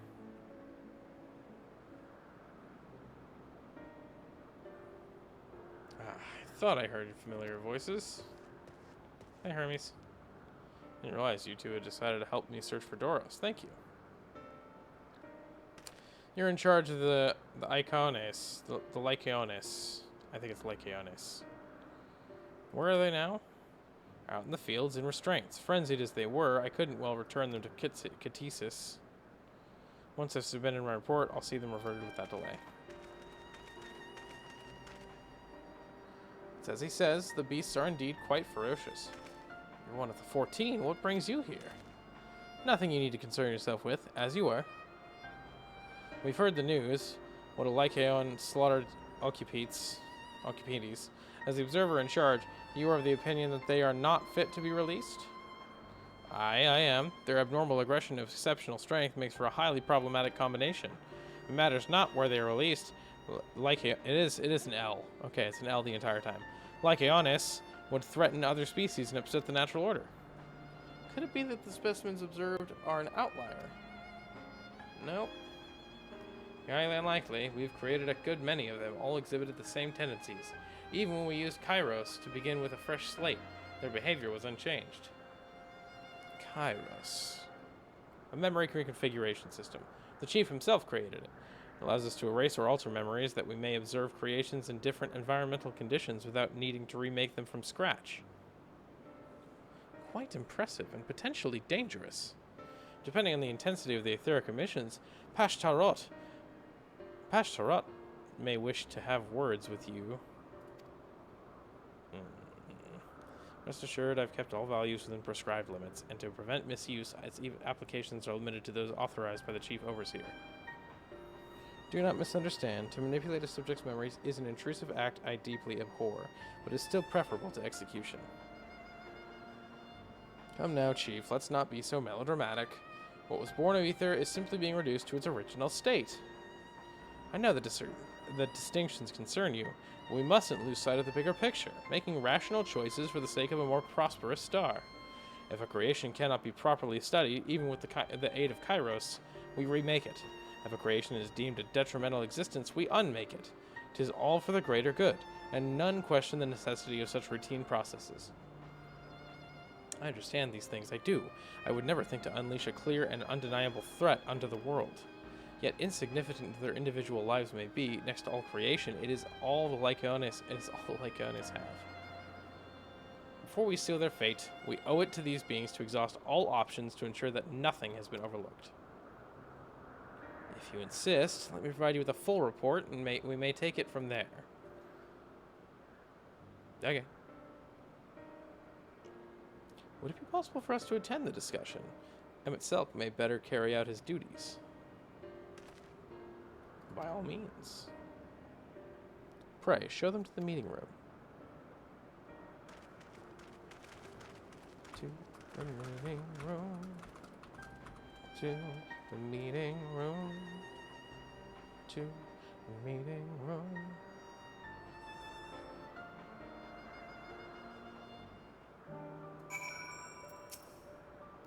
So man, other beings are just things to be used and controlled like magic. That's what Hermes told me once. That sounds really depressing, Medion. And Teleki to feel the weight bearing down on Hermes. I fear this discussion may take a while, during which time... Medion, are you feeling unwell? It's not me, Hermes, it's you. I won't go to the meeting. I'll stay with Kirshi. Loath though I am to impose, may I leave Medion in your care again? Sure, buddy, I got you. I'm in your debt, if you'll excuse me.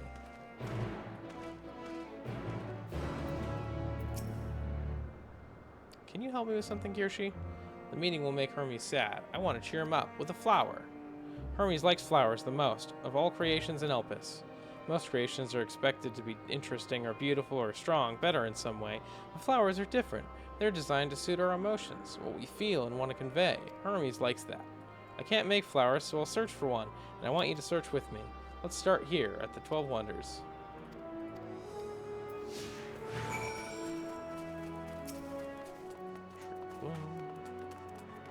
Welcome back. I preserved your chalky milk. Here you go. Vibrant purple flowers bigger than your hands adorn the tree. So big and bright, I love them. They might be too bright. You have to think of the recipient. That's what Hermes said. Okay, so not that one. How about this one by the slender tree? They're red and pretty.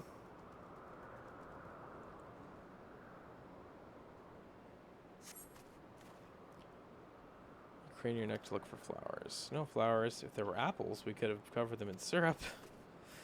Let's head outside next. Don't worry, we won't wander far.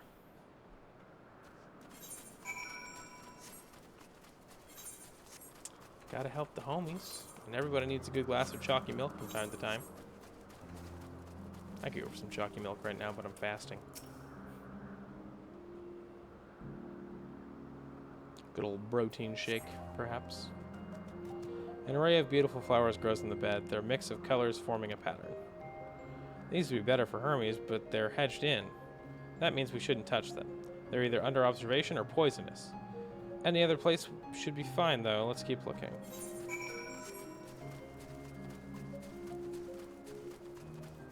That thing looks dangerous. That doesn't look like a safe flower.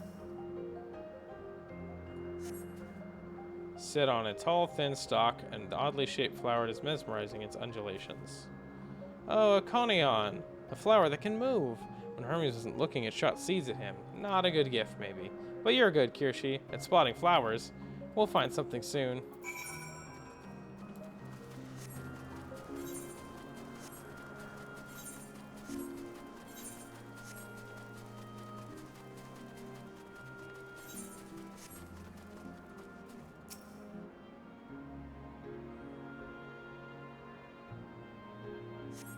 You spy nothing promising nearby. At best, common-looking grass with some tiny flowers. Nothing around here. Over there, Kirshi, something big, huge. That's not a flower.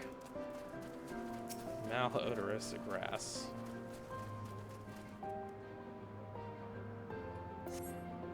Terrible stench reminiscent of sodden old boots pervades the air. Without a doubt, the culprit is the marble-like creature before you.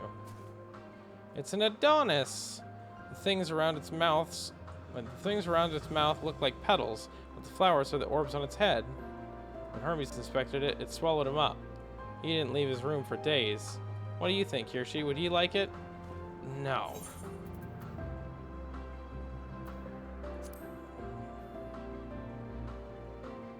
Not on this one either. Finding a flower is harder than I thought. Sorry, Kirshi, but could we search a little more? Maybe as far as the fields over there? I'll pick something after that, I promise. The first flower we looked at was pretty good. Why are we still looking for flowers, man? I thought we found a good... Oh, Lord!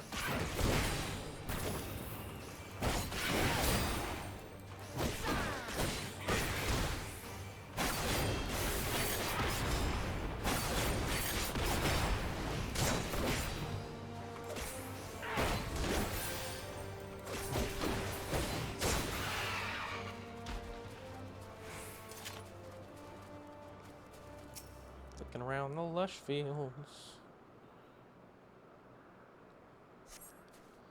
Lush green fields stretch out before you, ending where the sky begins. There's nothing. The shiny thing over there, what could that be? Excuse me.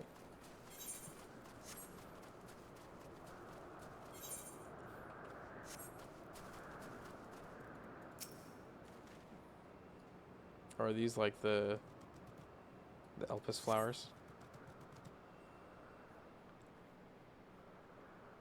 Are these Elpis flowers? I think so. Yeah. Hermes likes and dislikes them at the same time. Like me, they're entelekes. Like me, they're supposed to be Turner. That's only for Hermes, though. For others, they're always white and bright. Hermes has a lot of despair in his heart.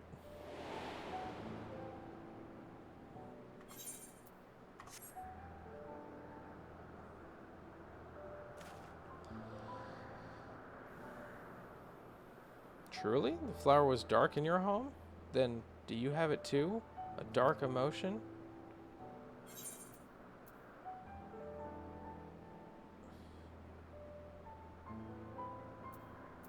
I dare say I have a few.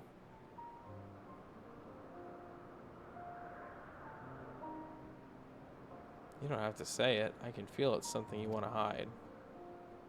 But won't you lend it to me? The darkness inside you? Kingdom Hearts, is that you? I want you to make the flower dark in front of Hermes. He's been in a dark place since before he created me. He needs to know that he isn't there alone, that others are sad too. Me smiling? Yeah, I'll make him miserable with me. Misery loves company, what can I say? Thank you, Kirshi, thank you. It means more to me than I can say. Can't wait to see how Hermes reacts. Let's go forth and fetch him.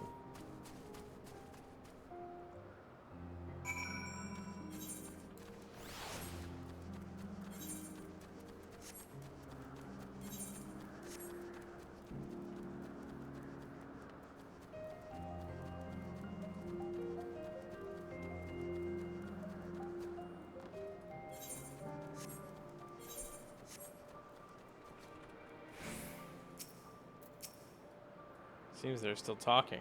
Let's wait until they've finished.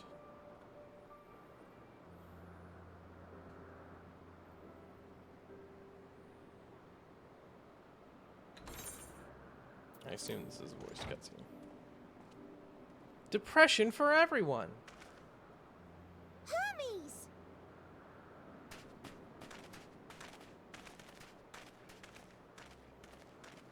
Oh, you were waiting for me. You've finished talking? Yes, we've come to a decision. You don't sound thrilled by it. My thanks for keeping Meteon company.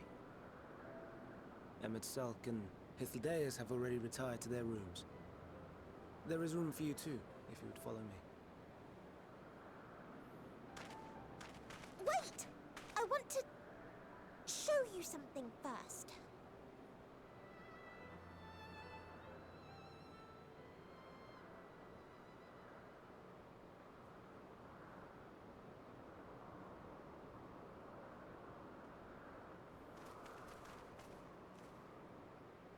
Elpis flowers? Go on.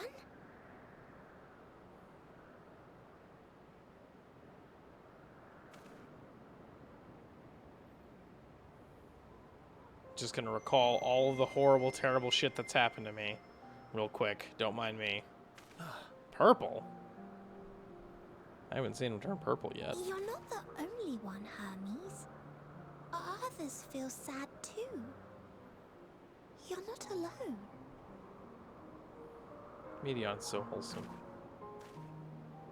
I see Meteon has shared much with you.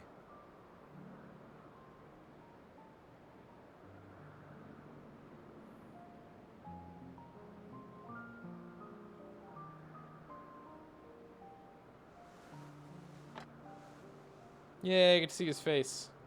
She is a sweetie. That's very true, Emmy. There it is. It's Fandaniel. May we talk a moment? By all means, buddy.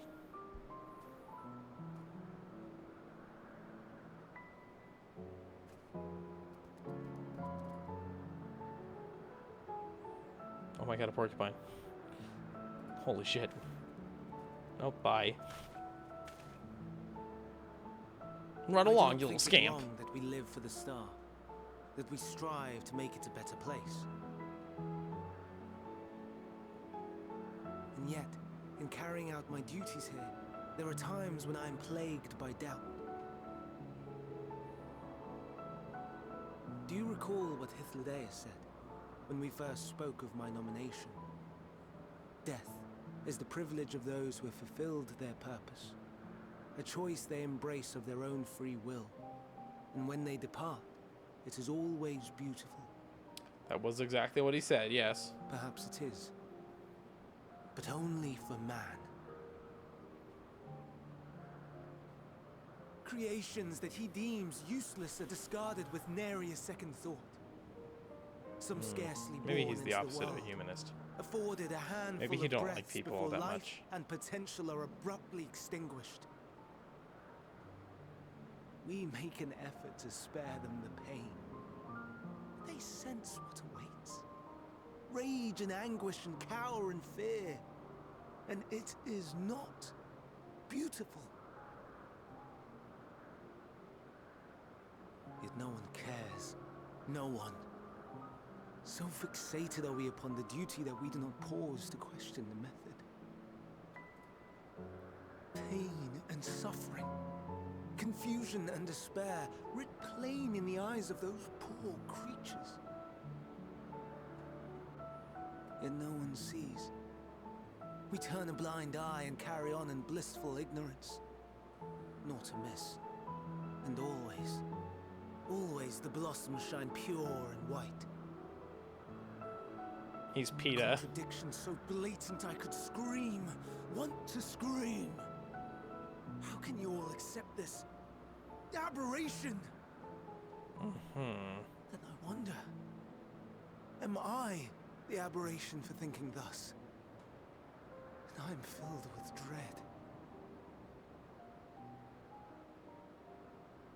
But now I know I'm not alone. Not the only one for whom the flowers weep. And how does that make you I feel? won't ask what you thought as you kneeled beside the Alpes. Or if you only did it at Meteon's insistence. Nevertheless, I thank you. To know that you too have experienced suffering is a comfort. You'd find it's what many of us live for.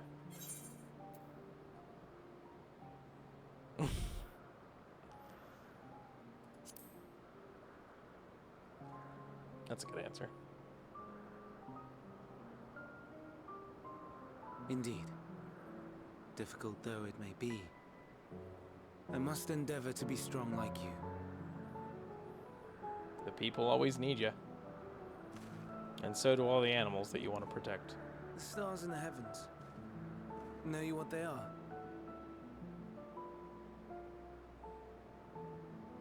Though it is too far to tell, each glittering light could be a world not unlike Aetheris. A world filled with life. So many stars, so many lives. For us, there may be no higher purpose than to live for our world. But what of the other living beings out there? What is it that gives their lives meaning? That drives them day after day after day? To pose that question to our undiscovered cousins, I created beings of Dynamis, who can traverse the vast emptiness between the stars. Sisters? Meteon and her sisters. What sisters? Who's the sisters here? Hang on. Sisters. Okay. She has a great many of them. And they have already departed on their journey, traveling to one star and then the next in search of life. As one Interesting. might expect, exploration on such a grand scale is rife with difficulties, and thus far I've naught to show for it. But I have faith that we will make some manner of discovery ere long. And when we do, I should be glad to share our findings with you, in gratitude for your kindness.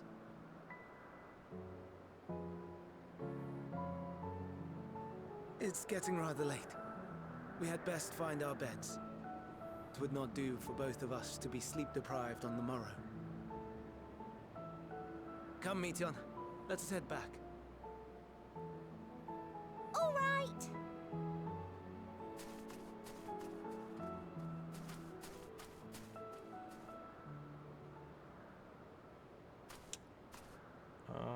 You okay, me?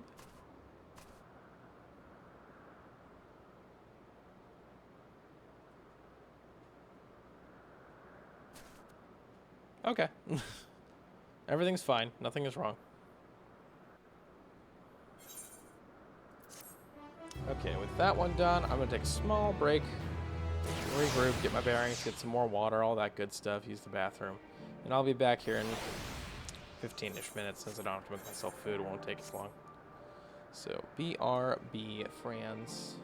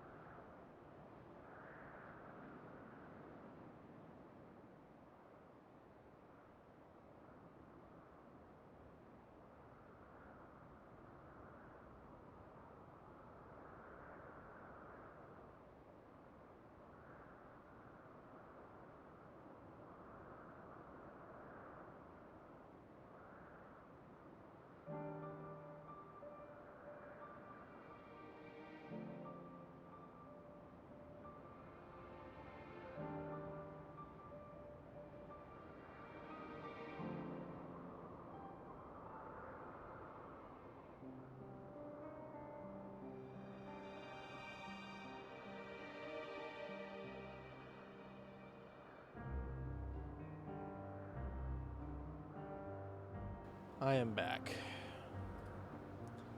Welcome to stream, Condog. Thank you for the drinky. I appreciate it. I have been feeling a little parched today.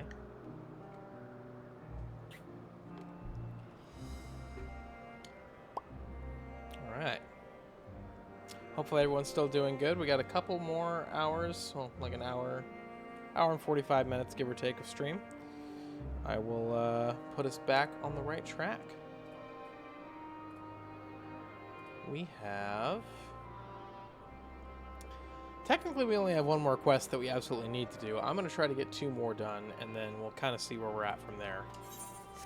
I don't see myself doing more than 9 tonight, just for comfort reasons. Verdict and execution. Hermes appears solemn and sorrowful. All too brief interlude, perhaps, but it is time I attend to my next task. As him itself and Hythlodius are aware, we reached a verdict regarding the fate of the Lycaones. 7 was created for observation. And all 7 must be unmade. A drink from Little Lunastra. Thank you. Thank you, Luna.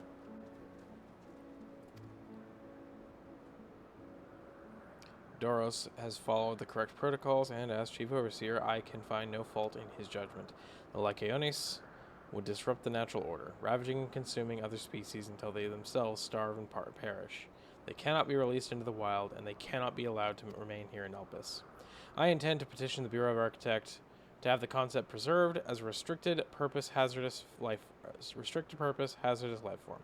Hythlodius has pledged to support me in this endeavor. Yet whatever the Bureau decides, the existing Lycaones have served their purpose. Doros has already isolated the creatures and is preparing to carry out the measures. I will join him forthwith. It is my duty to witness the conclusion to this study. If you are resolved, then we have but to accompany you. Of course, let us be off then. We return to the main site. Alright, I'll stick to my original plan, which is we'll go until I reach level 90, and then we'll call it a night.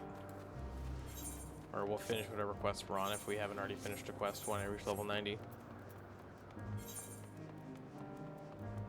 Nice to see you tonight. Hope the stream's been good. So far, so good, Condog. I've just been a little tired.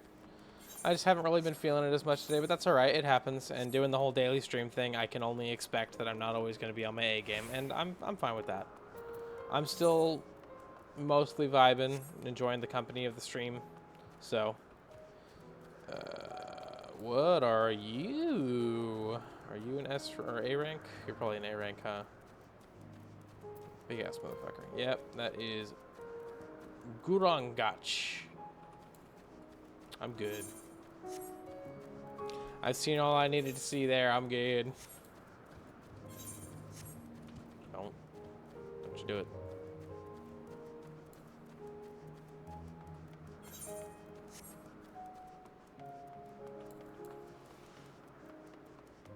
How's your night going, Condog? Are you working tonight? Here they all are. They look so dangerous. Oh, Doros. Whoa, what's up, dude?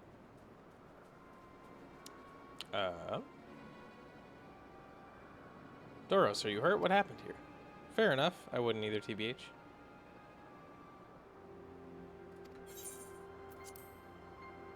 I was able to stop 4. The other 3 escaped. I see them. 2 have taken to the air above the 12 wonders. The last is up ahead, lurking in the fields. You and Kirshi handle that one. The pair in the sky you can leave to me. Unfortunately, yes. I'm doing solid. That's good to hear. I'm glad you're at least doing alright. So it must end, and so be it.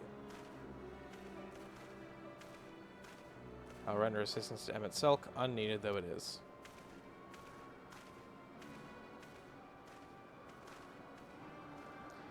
Medion, you are to stay with Doros. But Hermes, the Lycaones must be reverted. I would spare you their pain, and mine.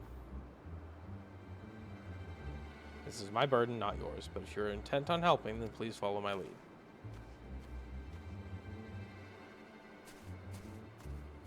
Excuse me.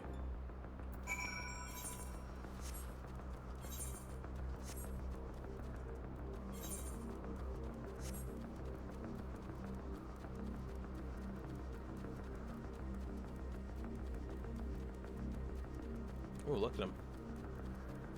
I mean, they look cool. I know at least what's up to.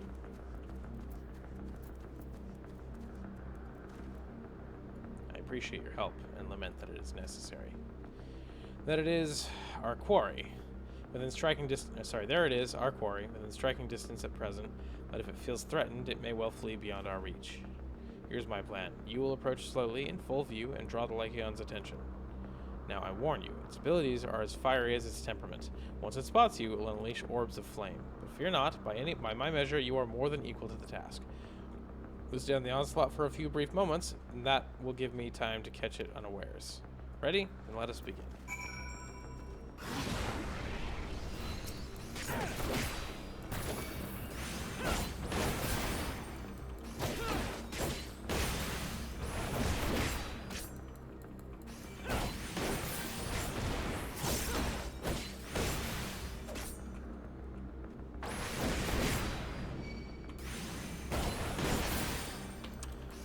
Beating up balls, man.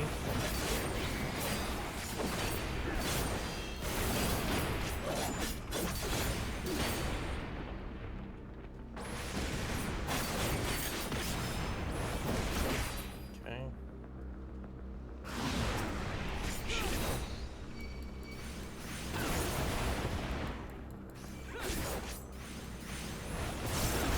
Looking into PC builds so that I can start to stream again.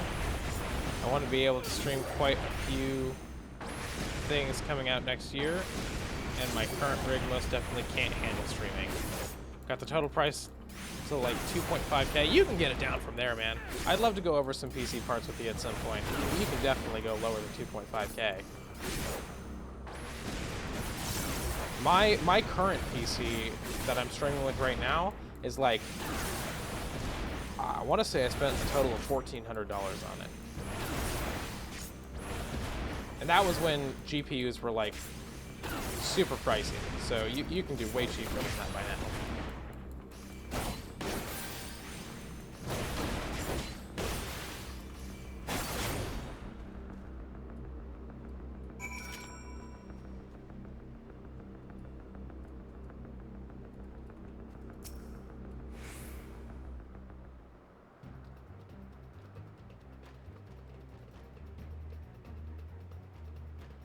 Now.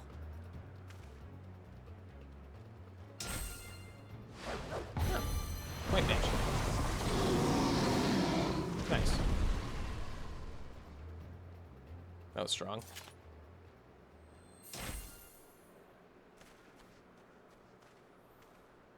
Oh. Forgive me. Please, forgive me. May you and your kin find peace. Wherever your souls may drift in the underworld, may you find tranquil seas.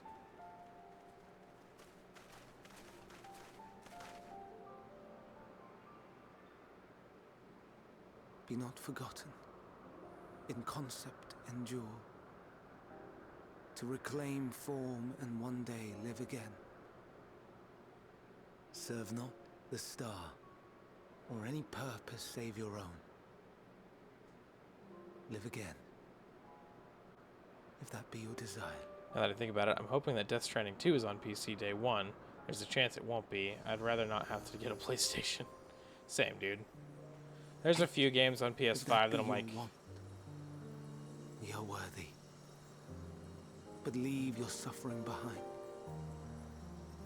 Lay down your burdens. Be born anew. Sorry, got distracted by that quote. Fly high. There's a couple games that want on PS5, but I would rather they just come to PC. I don't want to have to get a whole new console just to play them, so... Whatever happens. It's not likely I'm going to get what I want, considering how long it's taken Bloodborne to show up on PC.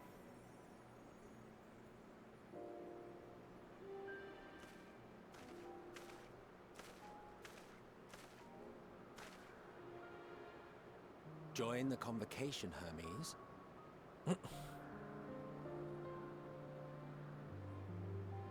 You do not belong here.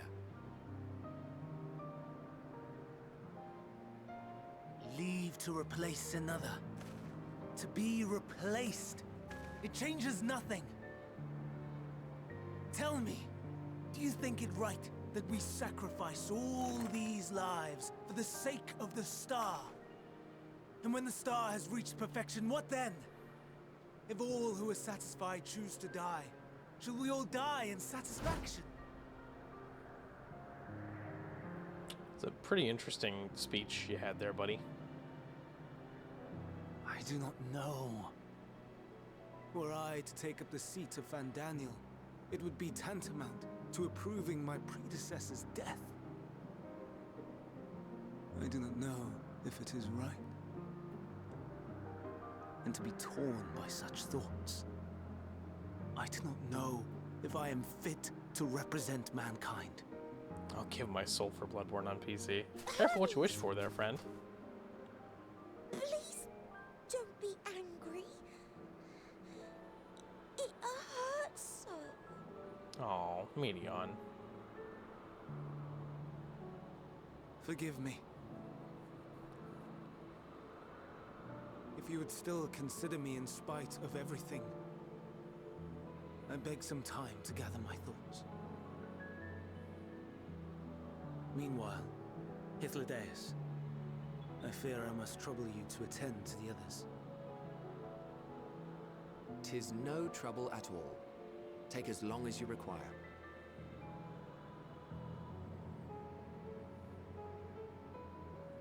And you, my friend, I pray you find that which you seek.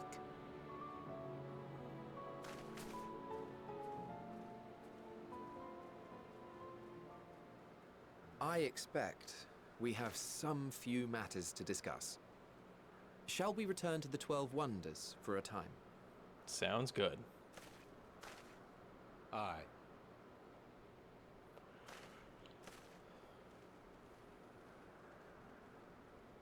Claim the empty Pringles can, Miyazaki.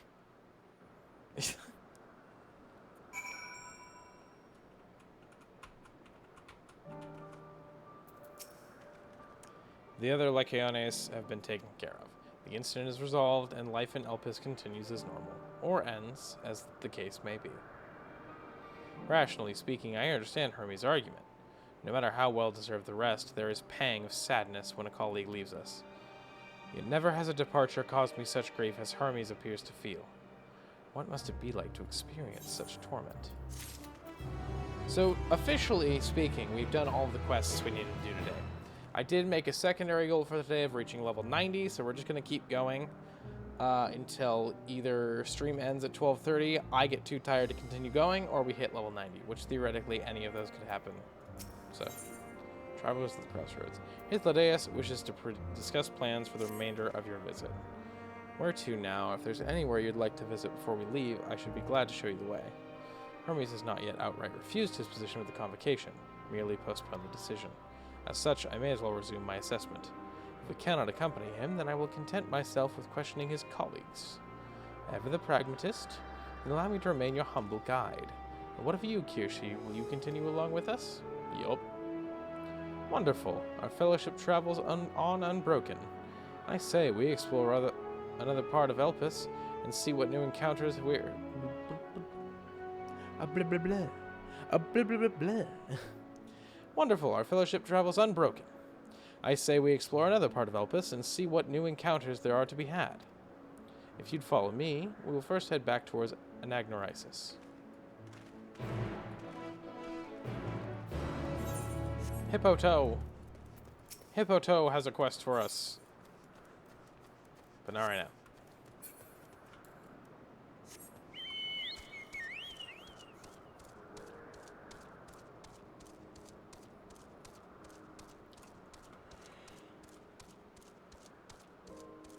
The yawns continue.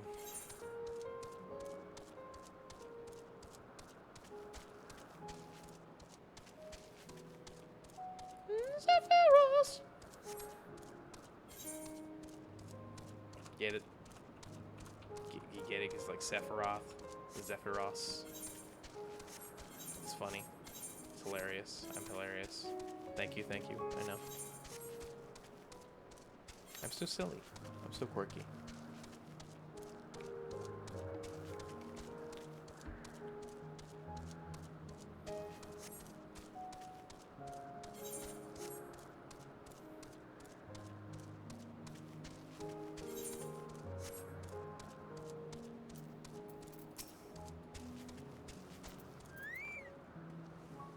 From here, we follow the path northwards to Notoneus. There, we will find one of the news, which facilitate travel between the island of Elpis. Condog with another sippy. Hi, Emmy.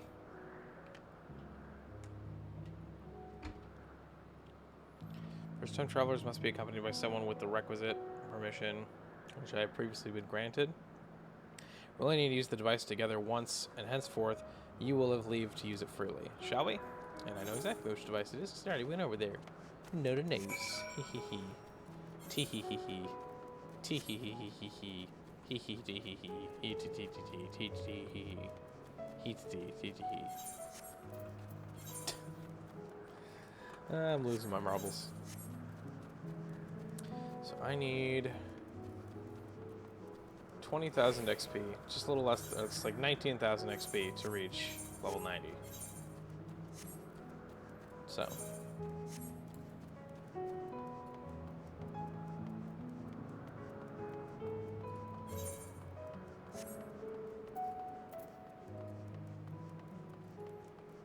I think we could probably accomplish that tonight, considering we get like 500,000 per quest, I think, something like that, 400,000.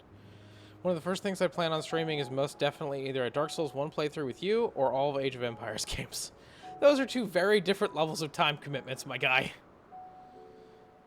This Neus will take us to Kalimelios Zephyros, the western island. That's it right there, looming large over us. Step this way, and we can soon admire the view from above.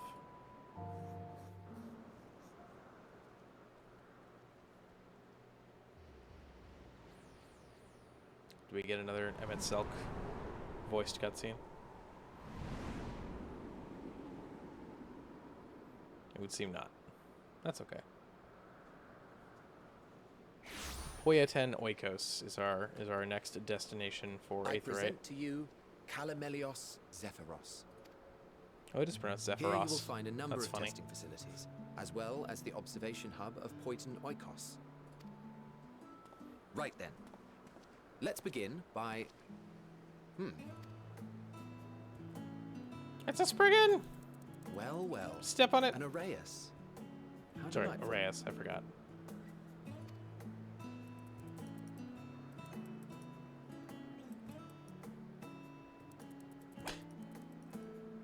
Oh, well, that's not good. And what, pray tell, is that? Ah, that's a new species of shark. We approved the concept but a few days ago. Sharks are among the most popular sea creatures. Rare is the day when someone does not submit a new concept. At first, they were largely orthodox, consideration given to such things as size and environmental impact, and then a whimsical someone thought to bestow it with flight, another superior intelligence. And then the floodgates burst. Concepts with multiple heads, or arms and legs, and so on and so forth. It was getting absurd. A part of me wanted to tell them to go away and find something else to create, but in the end, I couldn't deny their passion. Here we are. What did you say to my comment? I couldn't hear you. Oh, I was just mentioning that the length of a Dark Souls 1 playthrough is just a little bit shorter than the length of playing every single Age of Empires game. Is this what I think it is? Is this Venat? Also, nice sword, bro. Sorry, did I say bro? That was too close. Are you unharmed? It is! Hi, Venat. At least I assume. It looks like Heidelin, and Heidelin's heart is Venat, so I assume it's Venat. Well now, if it isn't a pair of familiar faces. Banar, that we should meet you here. Mommy? Sorry. Mommy? Sorry.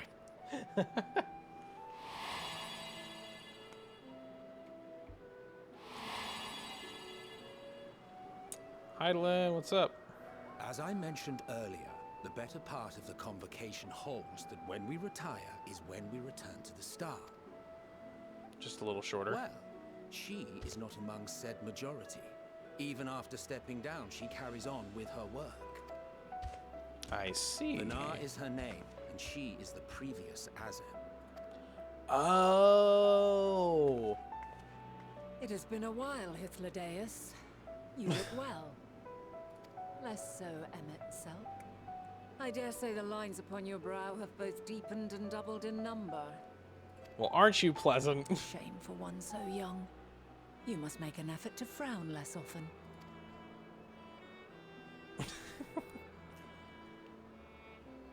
Easier said than done, thanks to your unruly successor. How is he, if I may ask? Incorrigible as ever. Rushed headlong into a volcano on the brink of eruption just the other day. I should be glad to share the tale in its entirety later, if you're so inclined. Oh, you know I am. Now then.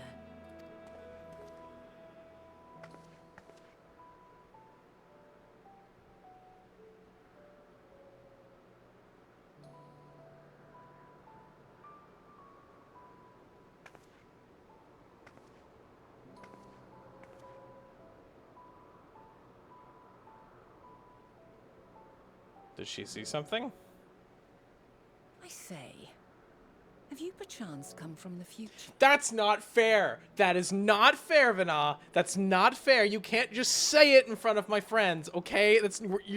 You're totally ruining my super cool mysterious shtick, Mom. I do need not you to believe stop we have it. ever met, yet I sense my magic upon you. Therefore, if I wove the enchantment, I could only have done so at a later point in time.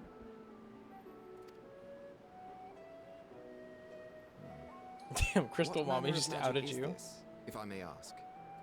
A traveler's ward, of course. It prevents the corruption of one's ether.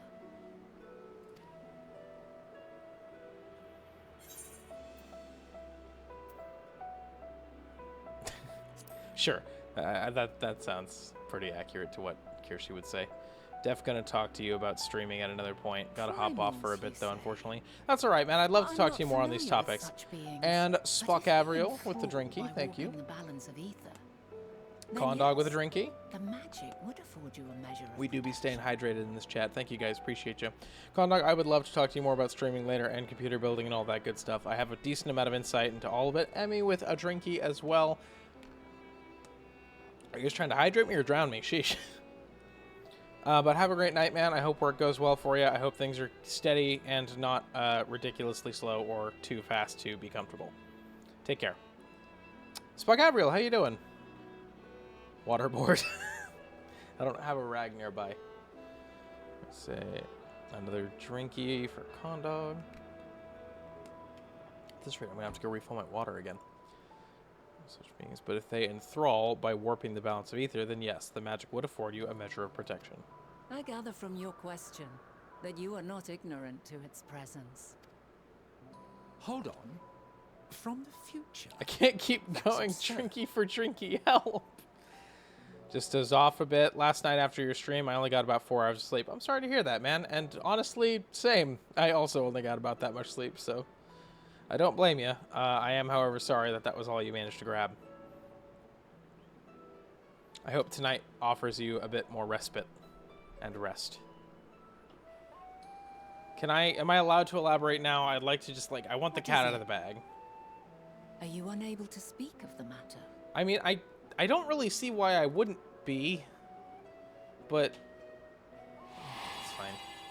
Oh, he's about to explain why. The reality to which you must return exists as a result of the final days. Right.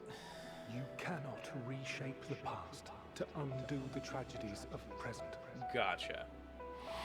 Hydrates could be worse. Another streamer I watched has a little sister who one time stream hit with 47 hydrates. I think that's what Luna said she wanted to do to me at some point. So, I'll have to keep a gallon of water at the ready. Change your history, but they may yet affect the course of ours. How very Another exciting. drinky. Thank you, Luna. Please tell me you're not doing it right now. I'm quite fond of delving into the unknown, and there's naught more unknown than the future.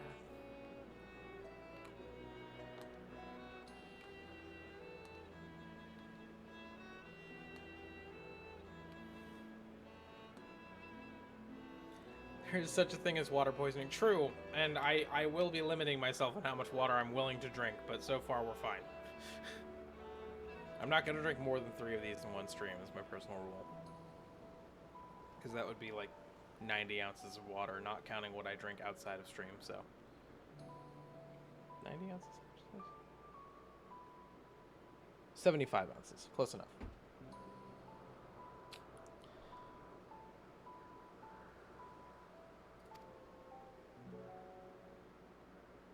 Until a moment finally arrives, we cannot know for certain what will come to pass, regardless of our supposed We'll be bearing that in mind. foreknowledge. Thank you, Emmy. So you needn't worry. I haven't figured out how for us. to install cooldowns and everything yet. More importantly, that you should go to such great lengths as to travel unto the past bespeaks the gravity of your quest. Will you not reveal it to us? Mayhap we can be of aid to your cause. I'd really like it if I could. How do I explain what I need here without causal spoilers? If this is true, then you've been keeping quite the secret to yourself. As a representative of the Convocation, I will hear it all. Your identity, purpose, everything.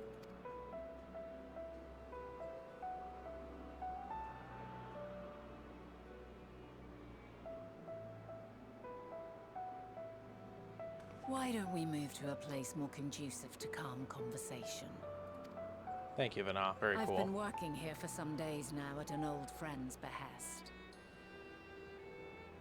If it is agreeable, we may make use of my accommodation at Poiton Oikos. Perfect. That's exactly where I wanted to go next.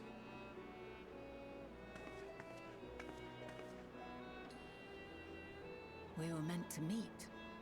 I am certain of it. Else I wouldn't have marked you so clearly and sent you unto myself in the past. It's precisely the sort of mischief I would get up to. And quite inspired, if I do say so myself.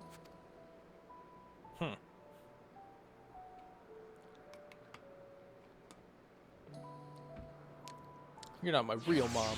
Feo Ul's my real mom. She lets me eat chocolate.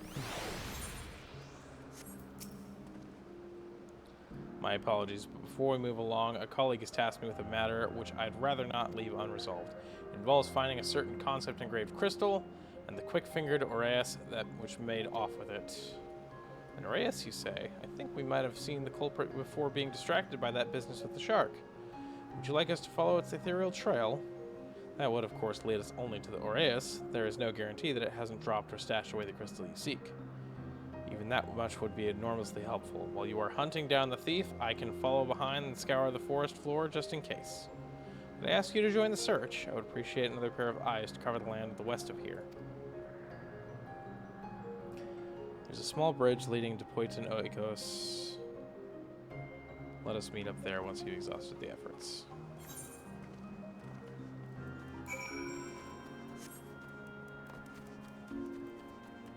Yeah, that's just a little cool. My sir, what big fucking antlers you have.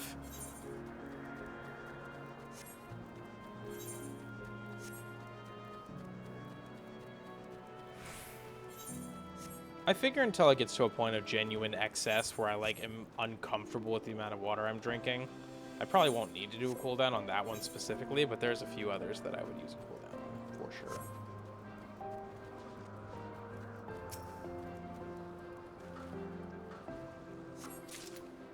Concept crystal.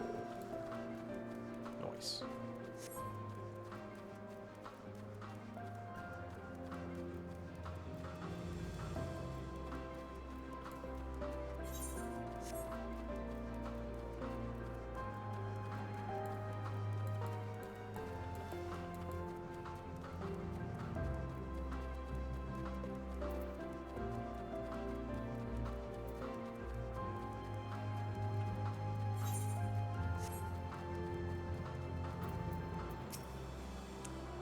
Sorcerer returns. I'm afraid the Aureus no longer had the crystal, nor was I able to find it as I followed in its wake. Excuse me. The crystal, well done. No. I'm watching the Wynut Mistel down here casting spells on Vana. Now I can focus on your tale without that missing concept nagging at my mind. Have you always had a knack for finding things? Traveling and searching go hand in hand. You travel often then. It seems we have something in common. Well, that would make sense. Long ago, when I held the seat of Azem, I was forever trekking back and forth across the star in search of answers to people's problems. Naturally, the need for such journeys has lessened considerably since I entrusted the position to my whimsical successor. Yet I am still eager to come running should an old acquaintance or new interest require my personal attention. That is what brings me to Elpis, in fact. Many times has my presence been requested, my opinions sought concerning the habitat of this or that creation. Agreeing to help locate that missing crystal was a minor distraction, which now promises to become a major revelation. How strange and wonderful it is, the way one thing leads to another. Wouldn't you agree? Okay, 49,500 XP.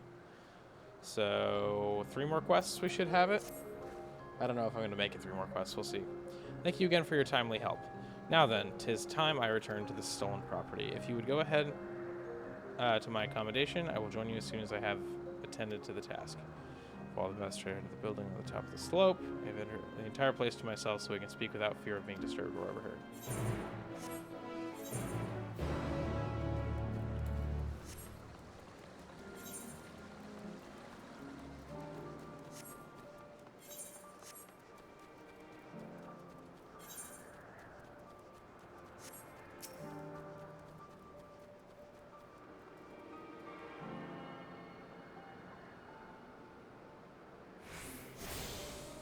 I really do love this part so far. I can see why this is Mag's favorite part of the expansion. First of all, the areas are fucking gorgeous, and secondly, story-wise, it's really been quite fulfilling.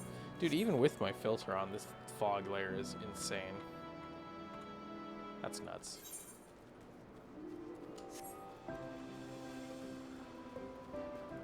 It's fine, though. Kind of reminds me of Angel Island. Nice sonic veins?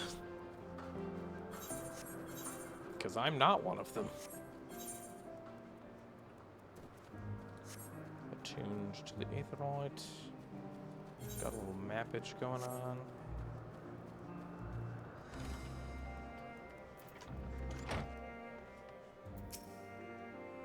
Welcome to my temporary abode. Please, make yourselves at home while I put on some tea.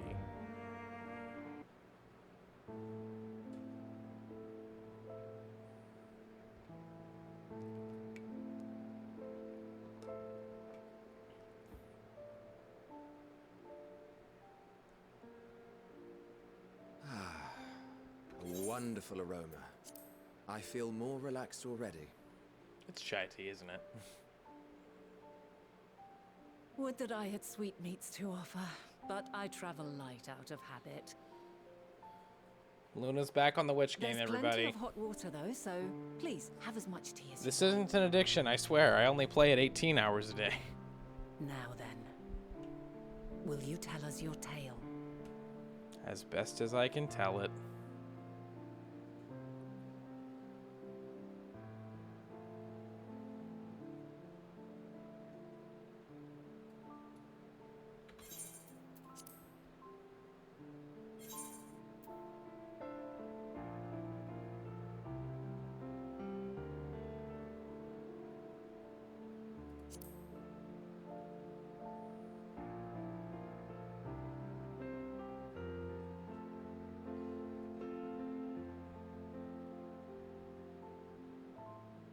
Why don't you start from the beginning? In the Beninging. You see him at Selk in the Beninging. I mean, in the Beninging. In the Beninging. In the Beninging. Fuck, you just said. In the Beninging.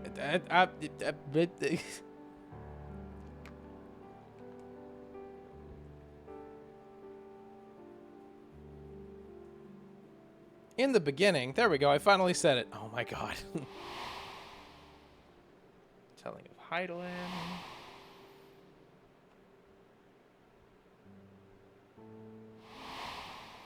Telling of... I think that's supposed to be... what's his name? Oh my god, I forgot his name. La Habrea. There we go. Telling of our discovery of Amarat at the hands of Emmett Selk.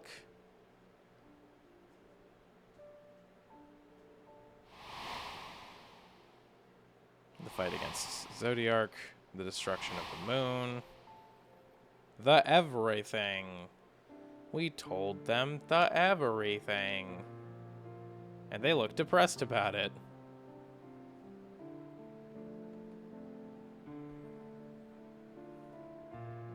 Preposterous. Utterly preposterous. While not the words I would have chosen, I too have my doubts. Much of it borders on the incredulous. What of you, Vanar?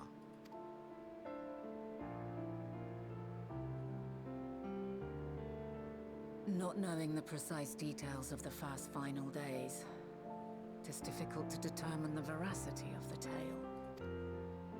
Supposing it is all true, I must ask myself why I would do what I did. Why would I feel I had no recourse but to oppose the 14 and create this Hydaelyn? Circumstances Oh, they don't change, even of know course, about the names Hydaelyn and but it would Zodiark not yet. have been an easy decision regardless. Or maybe they just don't know about Hydaelyn. No. There must have been a reason. One compelling enough to force me to take such drastic measures. Unfortunately, our Then side of there the is tale is Elpis incomplete. flower, which I said would serve as a guide. That it's of import to your mission is plain.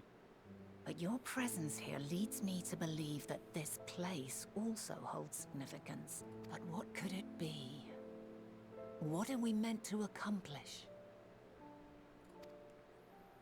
Might it not be simply thus? In the future whence he came, the final days could not be averted. Mankind has no choice but to flee the star. By alerting us to that eventuality, perhaps you wish to pave the way for other futures. On the contrary, I'm trying to Theoretically specifically speaking, it is a avoid other possibility. futures. Yet if that were my primary objective, I see no reason to guide our friend to Elpis specifically.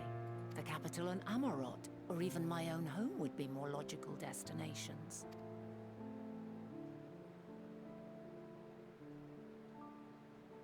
True, true. I note also that Hydaelyn did not specify a point in time to which he must return. By this, it may be inferred that it was not critical that we should meet.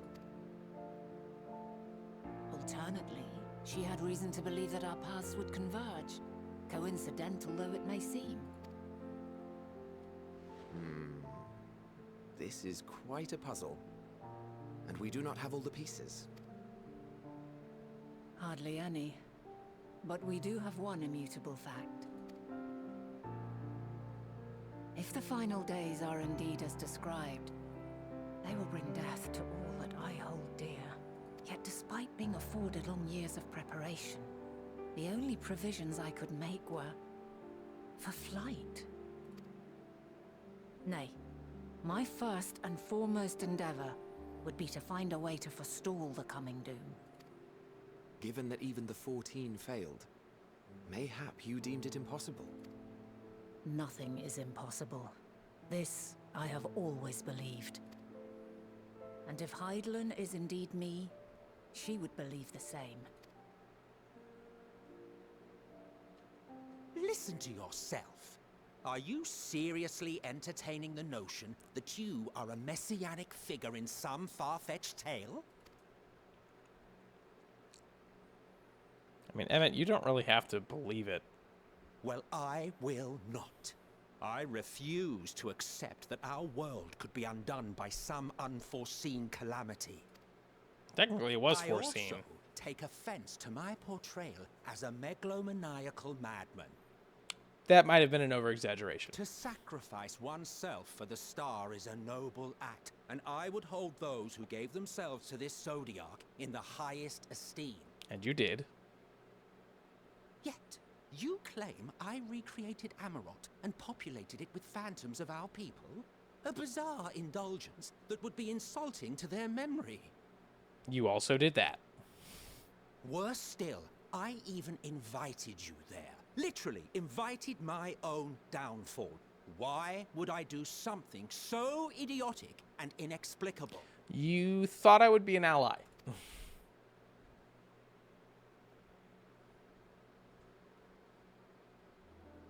Now, I will allow that the hypothetical task of restoring our world would be daunting in the extreme. The thought of having to bear such a burden for 1,000 lives horrifies me. But I would never forsake my duty. I would never forsake my brethren. You didn't. Not at any point in time did you ever forsake your duty or your brethren. You do not know me. It's probably truer than I care to admit. I've had my fill of your fiction. I will return to my duty, and you will not bother me again.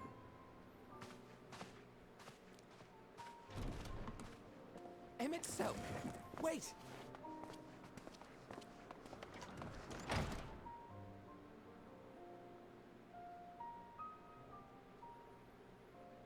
You've seen much of Elpis already. If you have any observations to share, I should like to hear them. I'm still waiting for everything to come full circle.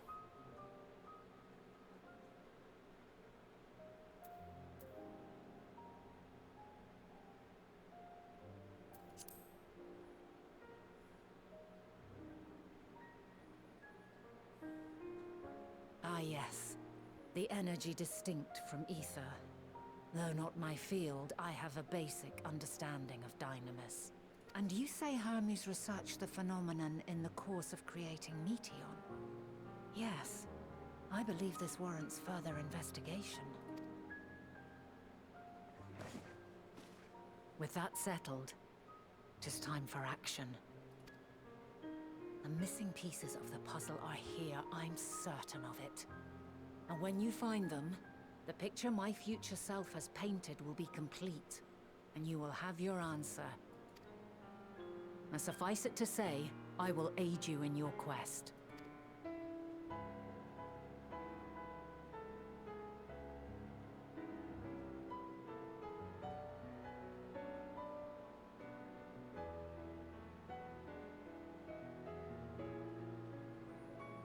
Have faith. If Emmett Selk is the man Azum described to me, we've not seen the last of him.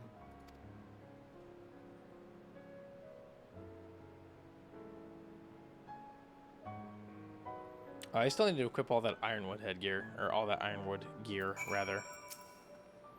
Shall we begin our investigations then? I'm acquainted with Hermes, of course, but only as visitor received by the chief overseer of Elpis.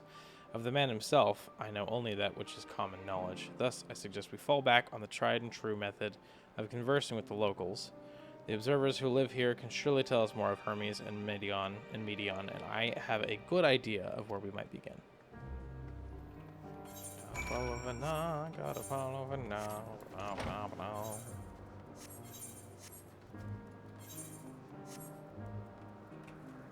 Oh, I got excited. I thought that was Emmett Silk. And see you, the woman standing in front of yonder building. Her name is Ismene.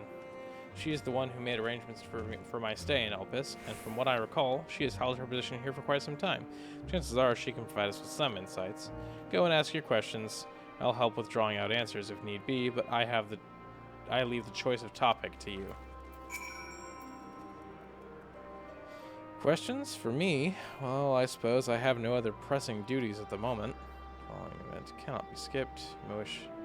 Cancel anything. Yeah, let's do it. Let's do it. Hopefully this doesn't take too long. Oh, okay, gotcha. Greetings, Ismene. My friend here is desperately curious about Chief Hermes, and I was wondering if you might indulge him. Nothing to be of service. What are Hermes' interests?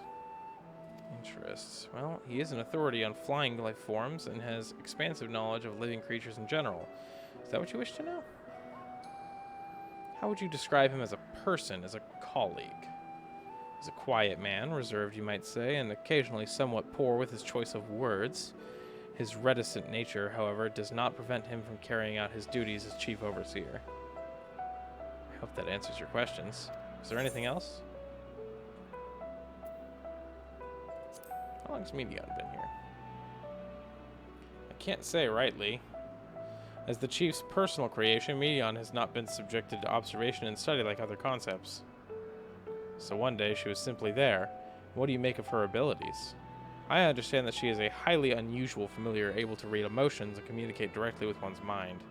Exactly how she was created with that talent, however, is a mystery to me. I wish I could explain her nature in more depth, but I've not had occasion to discuss it with Chief Hermes. Do you trust him? I beg your pardon? I've known Chief Hermes for many years, though I cannot say we're close. He's never withheld information to the detriment of our duties, if that's what you mean. We seem to have veered slightly off course here. Is there perhaps someone else who could tell us more about Medion? That would be Timaeus. He has a similar expertise with flying concepts and is more than eager to discuss the subject. You'll find him conducting his observations on the banks of the stream, somewhere to the east. Oh, and unless you take particular joy in rambling discourse, I suggest you keep your questions concise. We shall keep that in mind. Thank you for your patience and your insight. Thank you, Ismene. Come, Kirshi. I think we've taken enough of Ismene's time.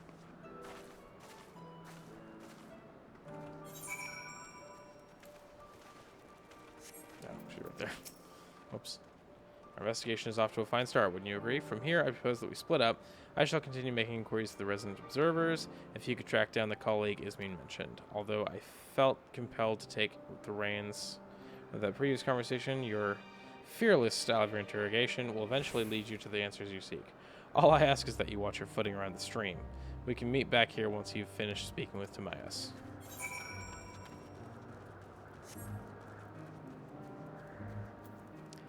Maybe she was born with it. Maybe it was Maybelline.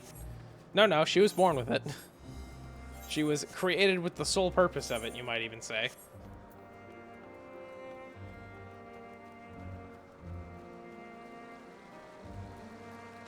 I bet you that's my guy. Sure enough.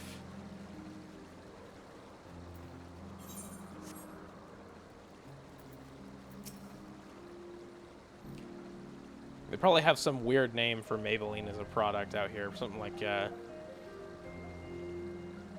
don't know.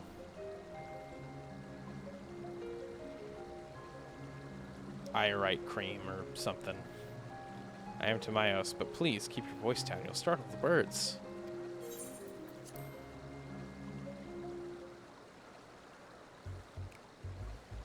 What is it wish you to speak about? Is it true you're an expert on flying creatures? What do you think of Chief Hermes' flying creations? Chief Hermes' work, a worthy subject indeed. Speaks for Surf of the Clouds, majestic crystal, flood of newly imagined concepts continue base. Birds that climb so high that just all without writing that's occurrence.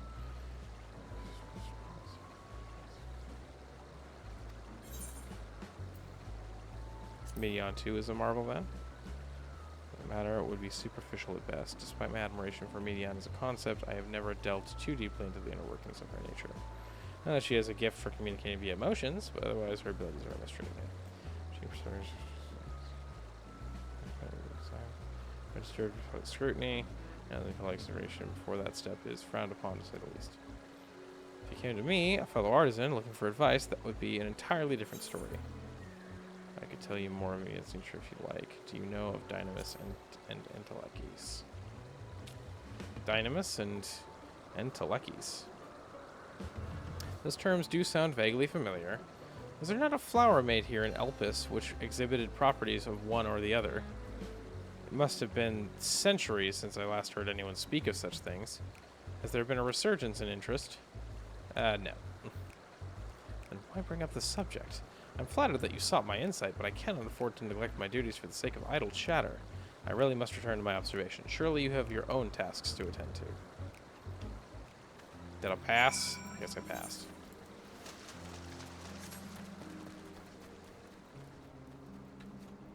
Also, the name of this quest is great. The past not yet come to pass is a fantastic name for a quest.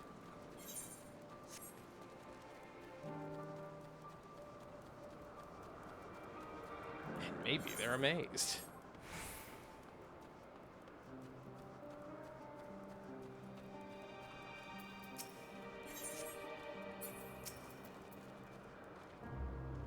Back already, that was quick work. You were obviously clever enough to head off any of the rambling, as being mentioned. So have you any new findings to share? Yeah, I got all this, which is nothing really. Even an expert in the field had little understanding of Medion's capabilities, let alone an awareness of Dynamis. Questions resulted in much the same answers. Hermes' colleagues view Medion as his personal project, and could provide no details beyond those which he just told me. Which leads me to believe that the only person with any significant knowledge of Dynamis is Hermes himself. We've made some progress here, but more information is needed if we are to reach definitive conclusions. Alright, we are 10,000 XP away, or 900,000 XP away, rather. At present, the strongest link we have to the final days is the power of Dynamis, and the entelechies which can control it. Yet most scholars are only vaguely aware of these terms, let alone study them in any depth, except for Hermes, it seems. Thus, I am inclined to stay our current course and learn all we can about the Chief Overseer and his familiar. And on that subject, was there aught else of note you can tell me about Medion, aside from her unorthodox method of communication?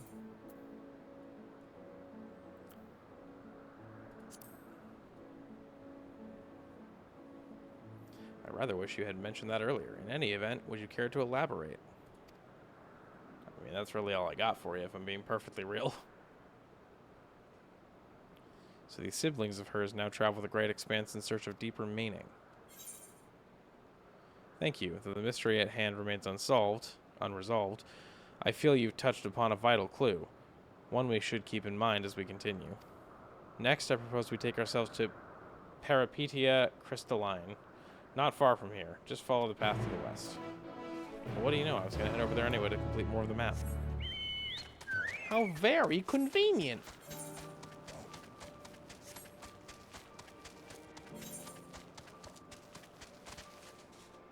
Noise.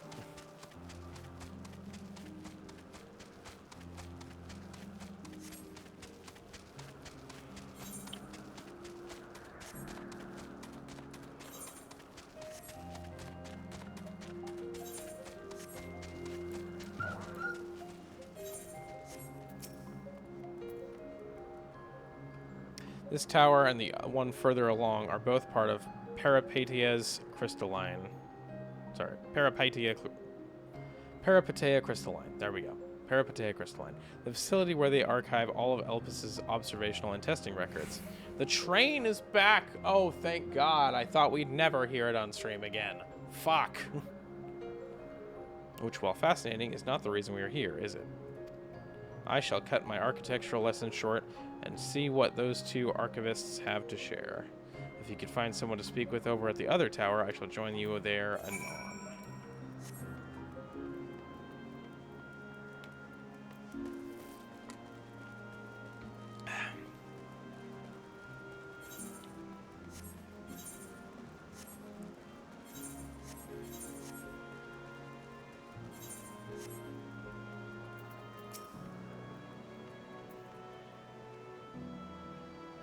Question for me?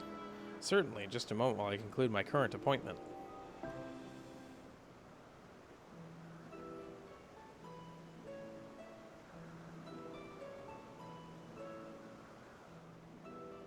Indeed. So you could provide a comprehensive log of this behaviors. You should have sufficient data for our official records. Excuse me. Now, what was it you wished to speak with me about?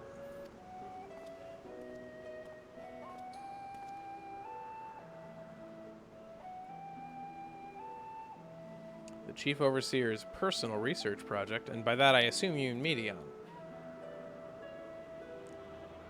Such undocumented studies are difficult to track. After all, hardly a day goes past without seeing a researcher trailed by one creation or another. I'm afraid I cannot tell you exactly when Medion appeared, only that she now spends much of her time at Chief Hermes' side.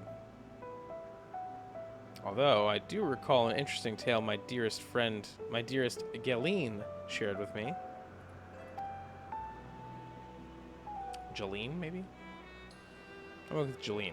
Jaleen is my partner and a fellow researcher here in Elpis. She was returning late one night when she caught sight of Chief Hermes sending Medion heavensward, a host of them. For several days, she would speak of that scene with wonder, describing it as one of the most beautiful spectacles she'd ever witnessed. That sounds like a story I should like to hear, and there's Venat. Didn't see that she was talking. Mistress Venat, I thought you had already returned to the surface. Permit me to thank you again for your invaluable contribution to our concept placement proposal. Pray do not mention it. As you say, my original plan was to leave after that task, but I have since become engrossed with Chief Hermes' research. Would you favor me with a retelling of this sight which so delighted your Jaleen? Or you could hear it from her lips directly if you prefer. Where is she? Oh, she's up there. She would be observing a subject in Metabasios Thalassae. So many words! She does enjoy her time there, watching the sea creatures hunt and play, gazing upon the salty waters of the world's oceans, recreated in such sublime detail. I imagine you must find similar joy in indulging your boundless curiosity, Mistress Venat, even though such pursuits must continually and regretfully delay your return to the star. Indeed they do. 'Tis a rest well-deserved and long overdue, I should think. How greatly have we proposed for the wisdom you accumulated during your travels as a Zem. And what would Elpis be without your earlier academic work? The theories you developed served as the basis of many techniques still in use today. Man is a creature of contemplation, but none embody that nature with as much enduring passion as you. I dare say there is not a soul alive more worthy of a return. I shall rejoice the day you depart on your final journey. I will be honored. Well, shall we take this opportunity to meet with Jaleen in person? And allow me to reconfigure the door to the archives here. It will take you up the skyway and spare you the need to avoid hostile concepts on the ground. That'd be most helpful, thank you. He's just gonna program the door to teleport us. Dope.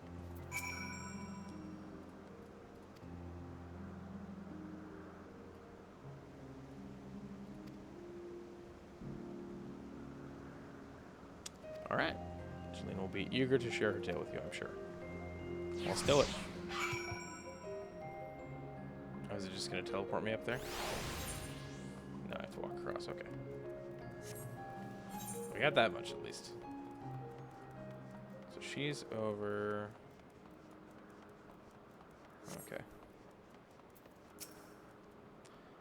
Mistress Fana, just passing through? Then allow me to prepare the path. If you need further assistance, there's always an observer or two on the upper skyway.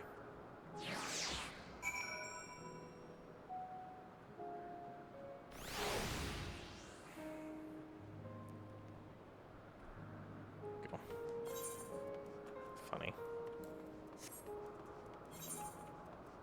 Calimileo Sephiros.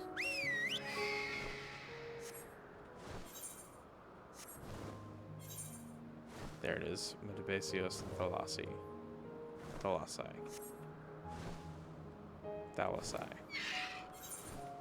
Metabasios Thalassae. Mistress Fana, I was not told to expect we would have prepared an official welcome. Please, there is no need for fanfare. I only wish to speak with Jaleen, if that might be arranged. Jaleen, of course, I'll inform her immediately, but she may be engaged in a testing phase. You could be in for something of a wait. Should I let her know your business is urgent? That won't be necessary. This lovely view will keep us occupied until she's ready to receive us. And then me and Vana just kind of talk. Oh my god, it's so pretty! Holy shit, that looks beautiful. Sorry, my hand is really itchy today. a delightful breeze, and a breathtaking view. Couldn't ask for more.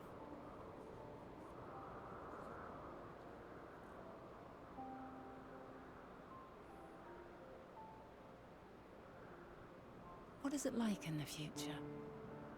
Is the world still a beautiful place?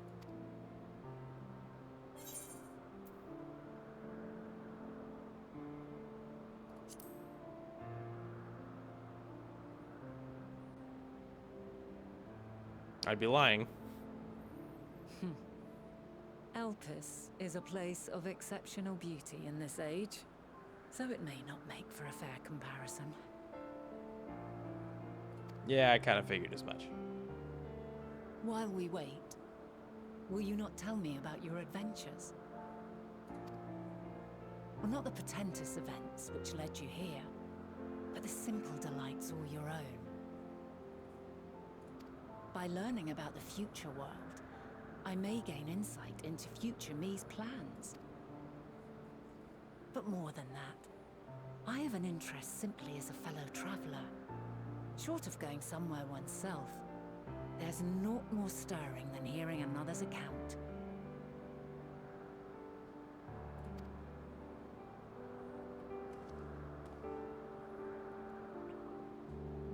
I have to wonder how telling them all of this has affected the future. I would hope not at all.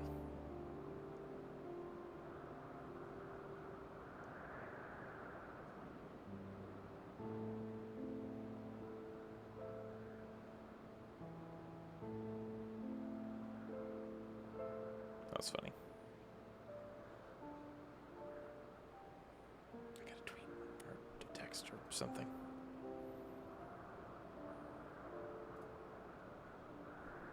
Incredible. Would that I could have been there to see it. I mean, you were. Technically, you were there to see it. A lot of texts. Nothing interesting. Yours is a harsh and unforgiving world. Yet in spite of this, your brethren hold fast to their virtue. To know that the light of mankind's potential still shines, even in that faraway place, it gives me heart.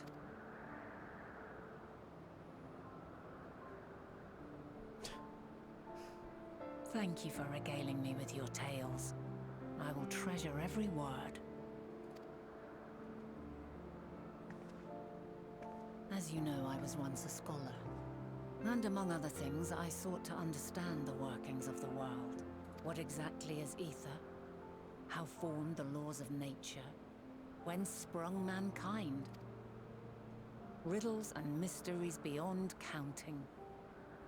Over the years, I have managed to find answers to some few of them. Yet rather than attain a sense of mastery, the more I understood, the more I came to hold the world and its miracles in awe.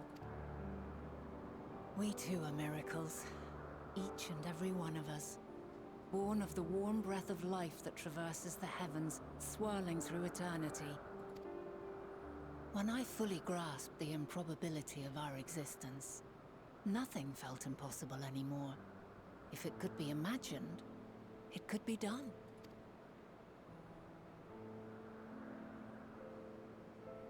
A passion swelled within me. An epiphany dispelling all preconceptions of what was natural and true. And a presence without. Immense, yet intimate. Fate, perhaps, holding us in its tender embrace. As reassuring as it was intimidating. How keenly aware I became of creation's fragility. Built as it is upon precarious happenstance. I was overcome with an irrepressible urge to know the world more intimately. To hear its voice, feel its breath.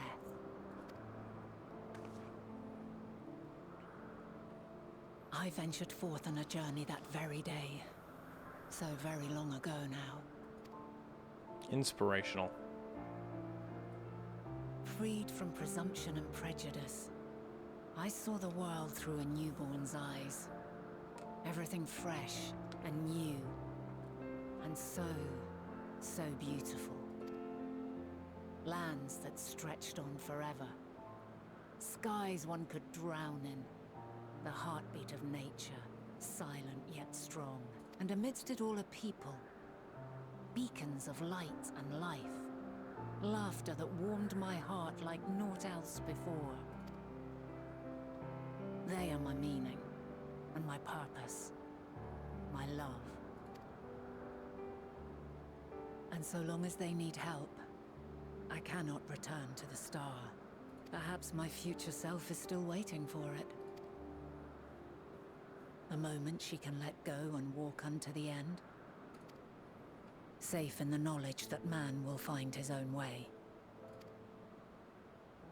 You might be onto something with that one, Chief. You, who are our future, tell me this, and tell me true.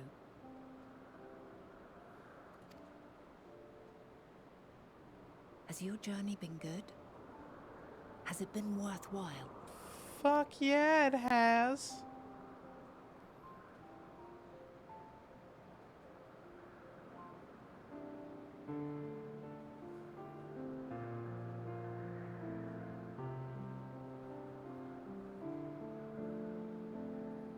Pray forgive my lateness. Oh, it didn't give me the choice to answer. Upset.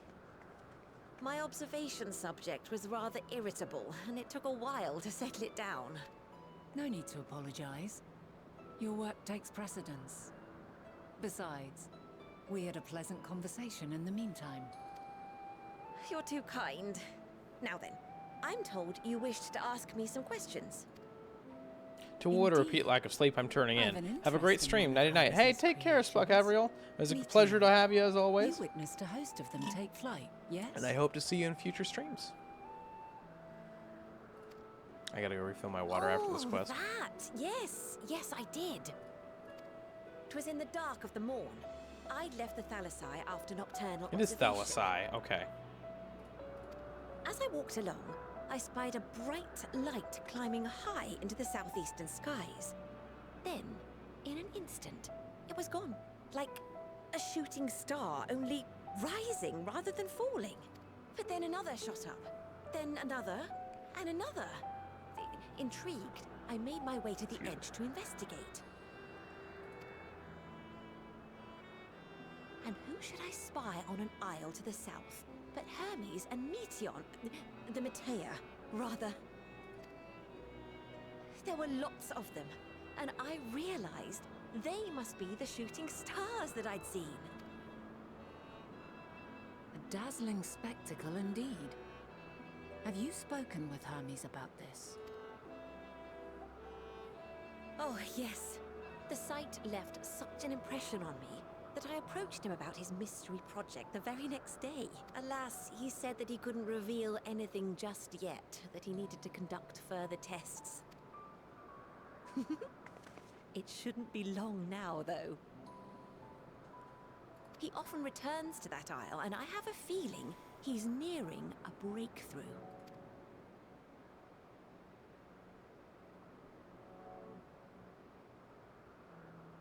It's time to question the man himself. Splendid. We are likewise eager for the details. Oh, hang on. Well, that is all we wish to ask. Thank you for taking the time to indulge our curiosity. You're very welcome.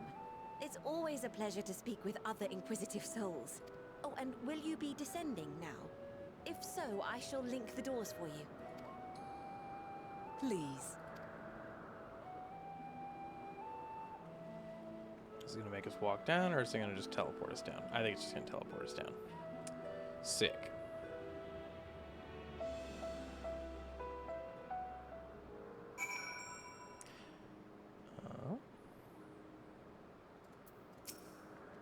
So another piece of the puzzle falls into place.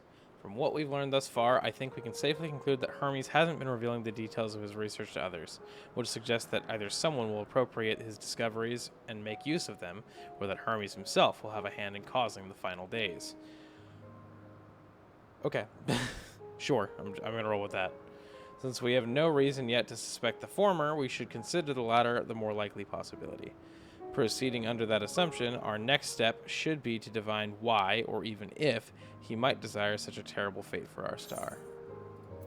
Alright, real quick, I'm going to use the bathroom, and I'm going to grab some more water. So I'm just going to hit stream break for like less than 5 minutes, and then we'll do this last quest and hopefully be done for the night.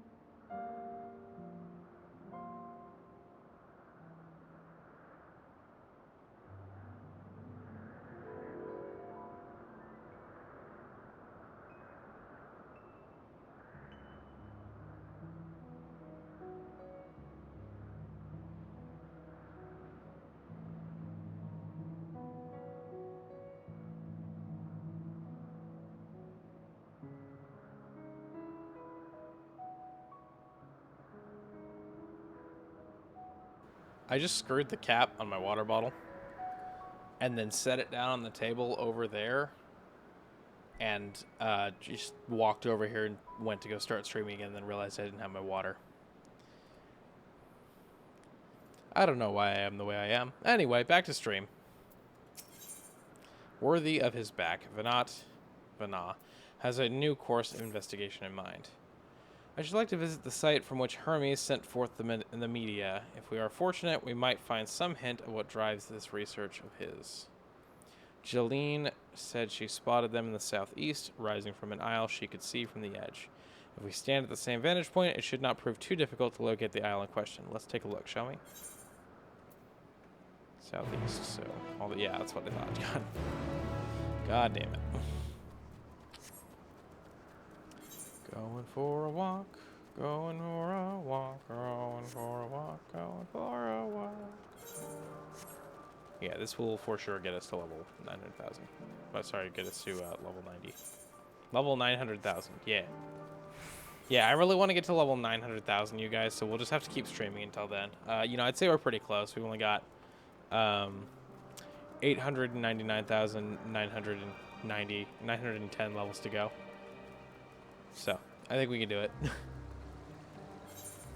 With how quickly we got one level up this round, I'm sure... I can't keep the bit going, man.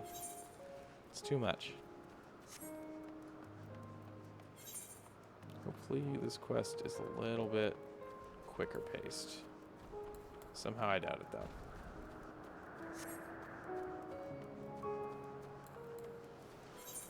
It's fine. I made my bed, I'll lie in it. No, literally, I made my bed today. It looks quite comfy. I would like to go lie in it.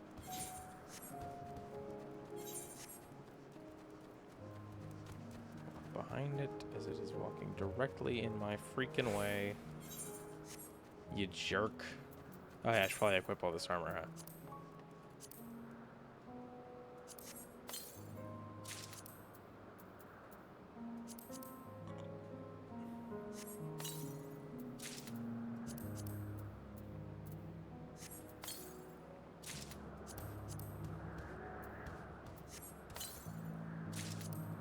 What exactly is ironwood supposed to be?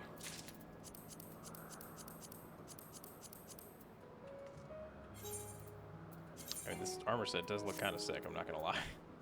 This is just gear you get for playing the game. That's kind of awesome.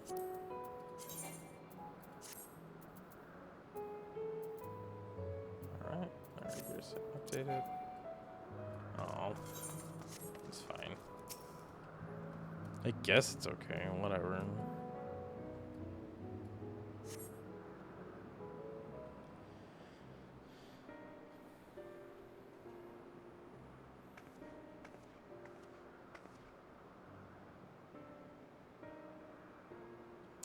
Now, if I were conducting some mystery research, where would I go? Ah, what about that one? Have you means to fly? 'Tis quite a distance away. Inconvenient, but hardly an insurmountable problem. To me, Argos. Argos! Hi, friend! My friend, would you mind creating a double to carry Kirshi over to that island?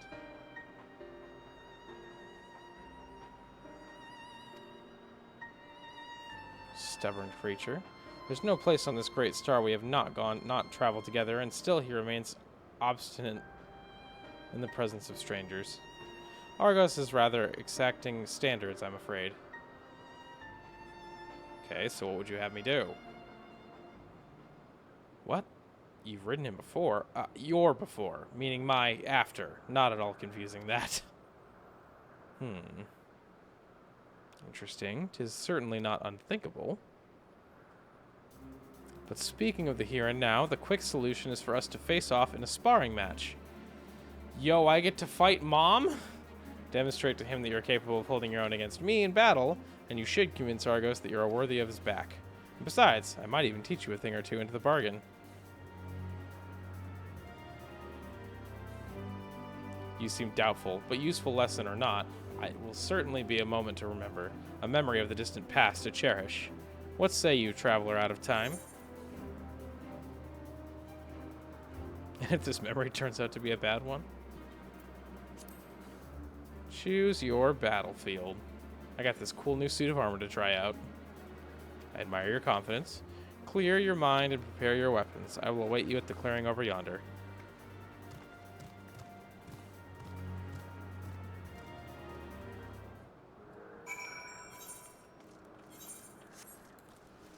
I like that my weapons and armor match. I think that looks neat.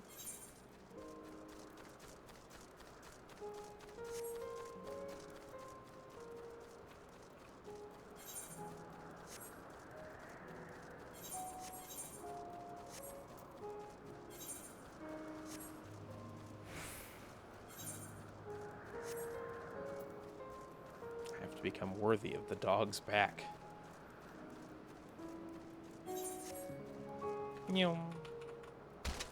Ow. Ah, it's a duty. Which makes perfect sense. Shall we begin? Be warned, I'll not go easy on you. So she just really wants to fight me. Okay. Let neither side hold back. You may not have noticed, but I'm not holding back.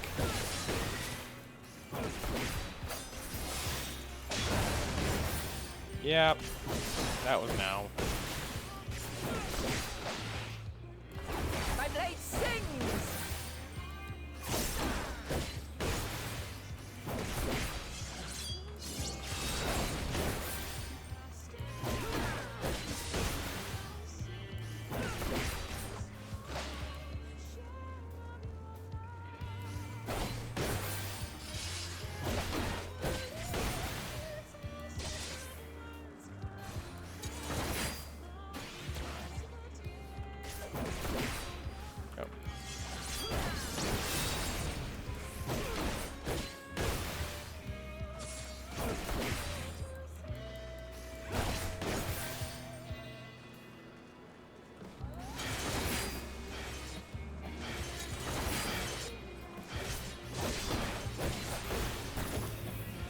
sings!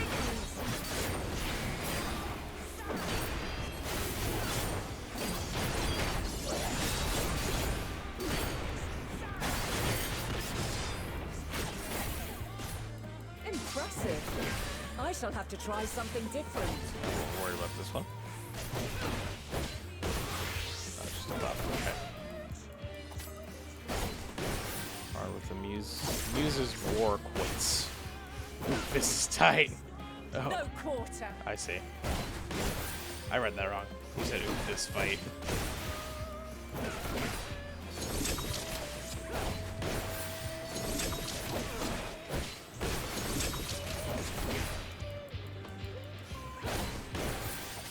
Have a taste. Gee, I wonder how this will go. Okay.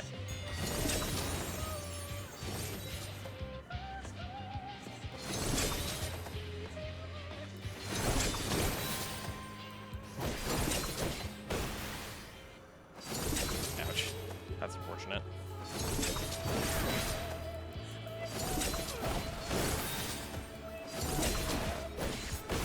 You can stop now. I didn't like that very much. I see you won't be easily overcome, but neither will I.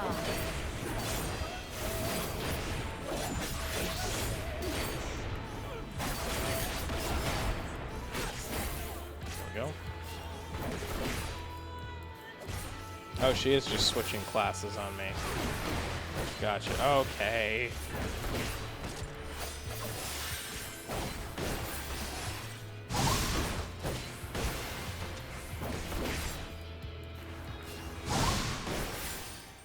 Prepare yourself.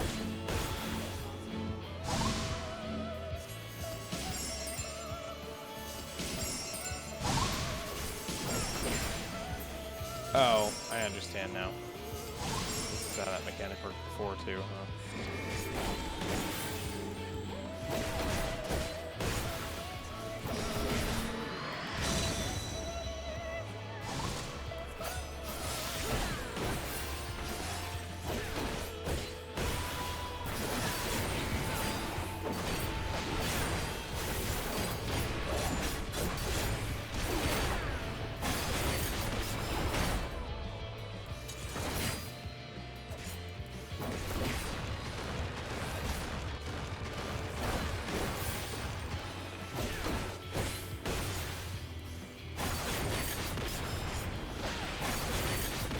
Very well. Let us move to the final trial. Okay.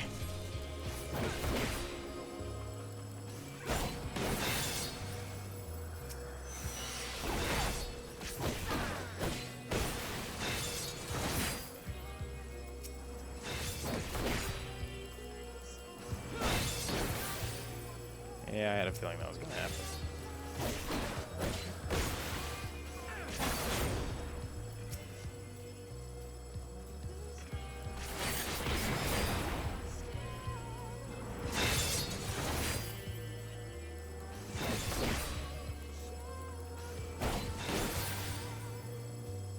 And there we go. Start with these ones. They take longer to kill.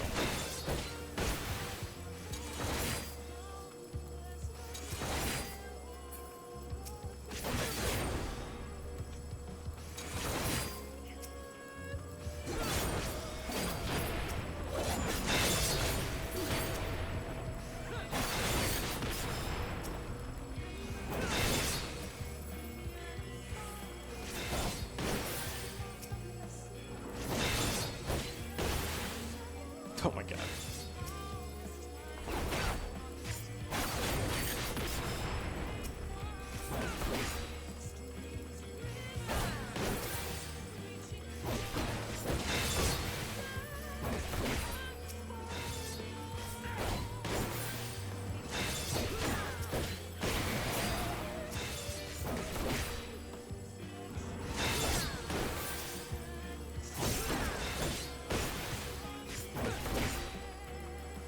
I'm doing pretty good, I think. I'm pretty impressed with how much progress I made on that phase, honestly. And I'm just gonna stand nice and close to you because I assume you're gonna knock me back. Oh, you were gonna just pull me in anyway. Okay. I'm a full health. What's the worst you can do to me? Press your chains, shed your burdens, and show me your strength of will. Okay.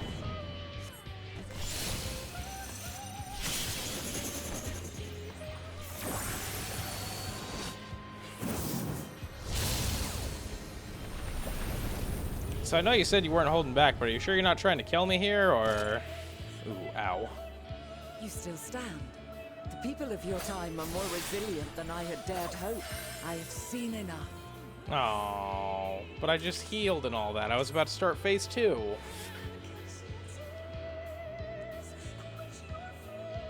That was a cool fight.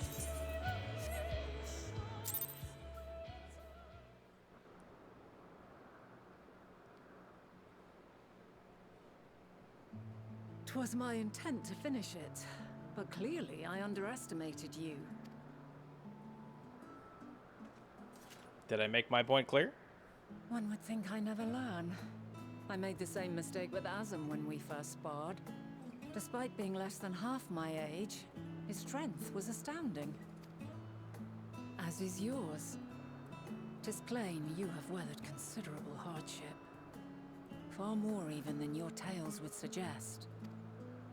It seems we have both learned much on our journeys. To be fair, there's so much shit that's happened to me, it'd be hard to remember it all. I'm certain that the real me doesn't. Hello, Argos. Did you like what you saw? I'm gonna take that as a yes. We got the dog. We have obtained puppy power. I dare say he has warmed to you. A boon to be sure. He never Defiant forgets his wolf. favorites, and is ever eager to come to their aid. And that's why he recognized me in the future. I get it.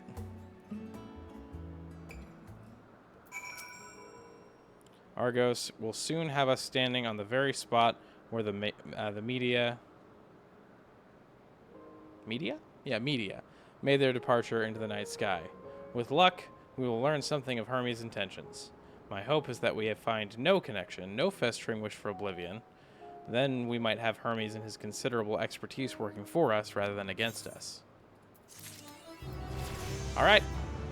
I am a level 90 gunbreaker. And with that, I can comfortably end this stream exactly where we have it now. We actually did way more than I intended to do today. If we may just go through the page here. We've completed not 1, 2, 3, 4, 5, 6, 7, or 8 quests, not 9, not 10, not 11, but 12 in 4 hours. Less than 4 hours, actually. So that's pretty good. We now have only 32 quests remaining for the entirety of Endwalker. So I'd say we're making pretty good progress, you guys. So I feel comfortable ending it here. I'm more than happy to say we are ready for tomorrow's stream. Exactly how we have it now. So I'm going to do just that. We're going to put an end to tonight's stream. Thank you guys very, very much for coming out. Appreciate you, Emmy. Appreciate you, Condog, Spock Avriel, Luna, everybody that has showed up tonight. I appreciate you all being here. Thank you guys so much for everything. And I forgot to thank Spock for the follow, by the way. I saw that on my thing here, and I totally forgot to mention it. But thank you for the follow, friend. And I hope you guys have a fantastic evening. I'll see you tomorrow night, 8:30 p.m. Pacific Standard Time, for yet another rousing round of Final Fantasy XIV.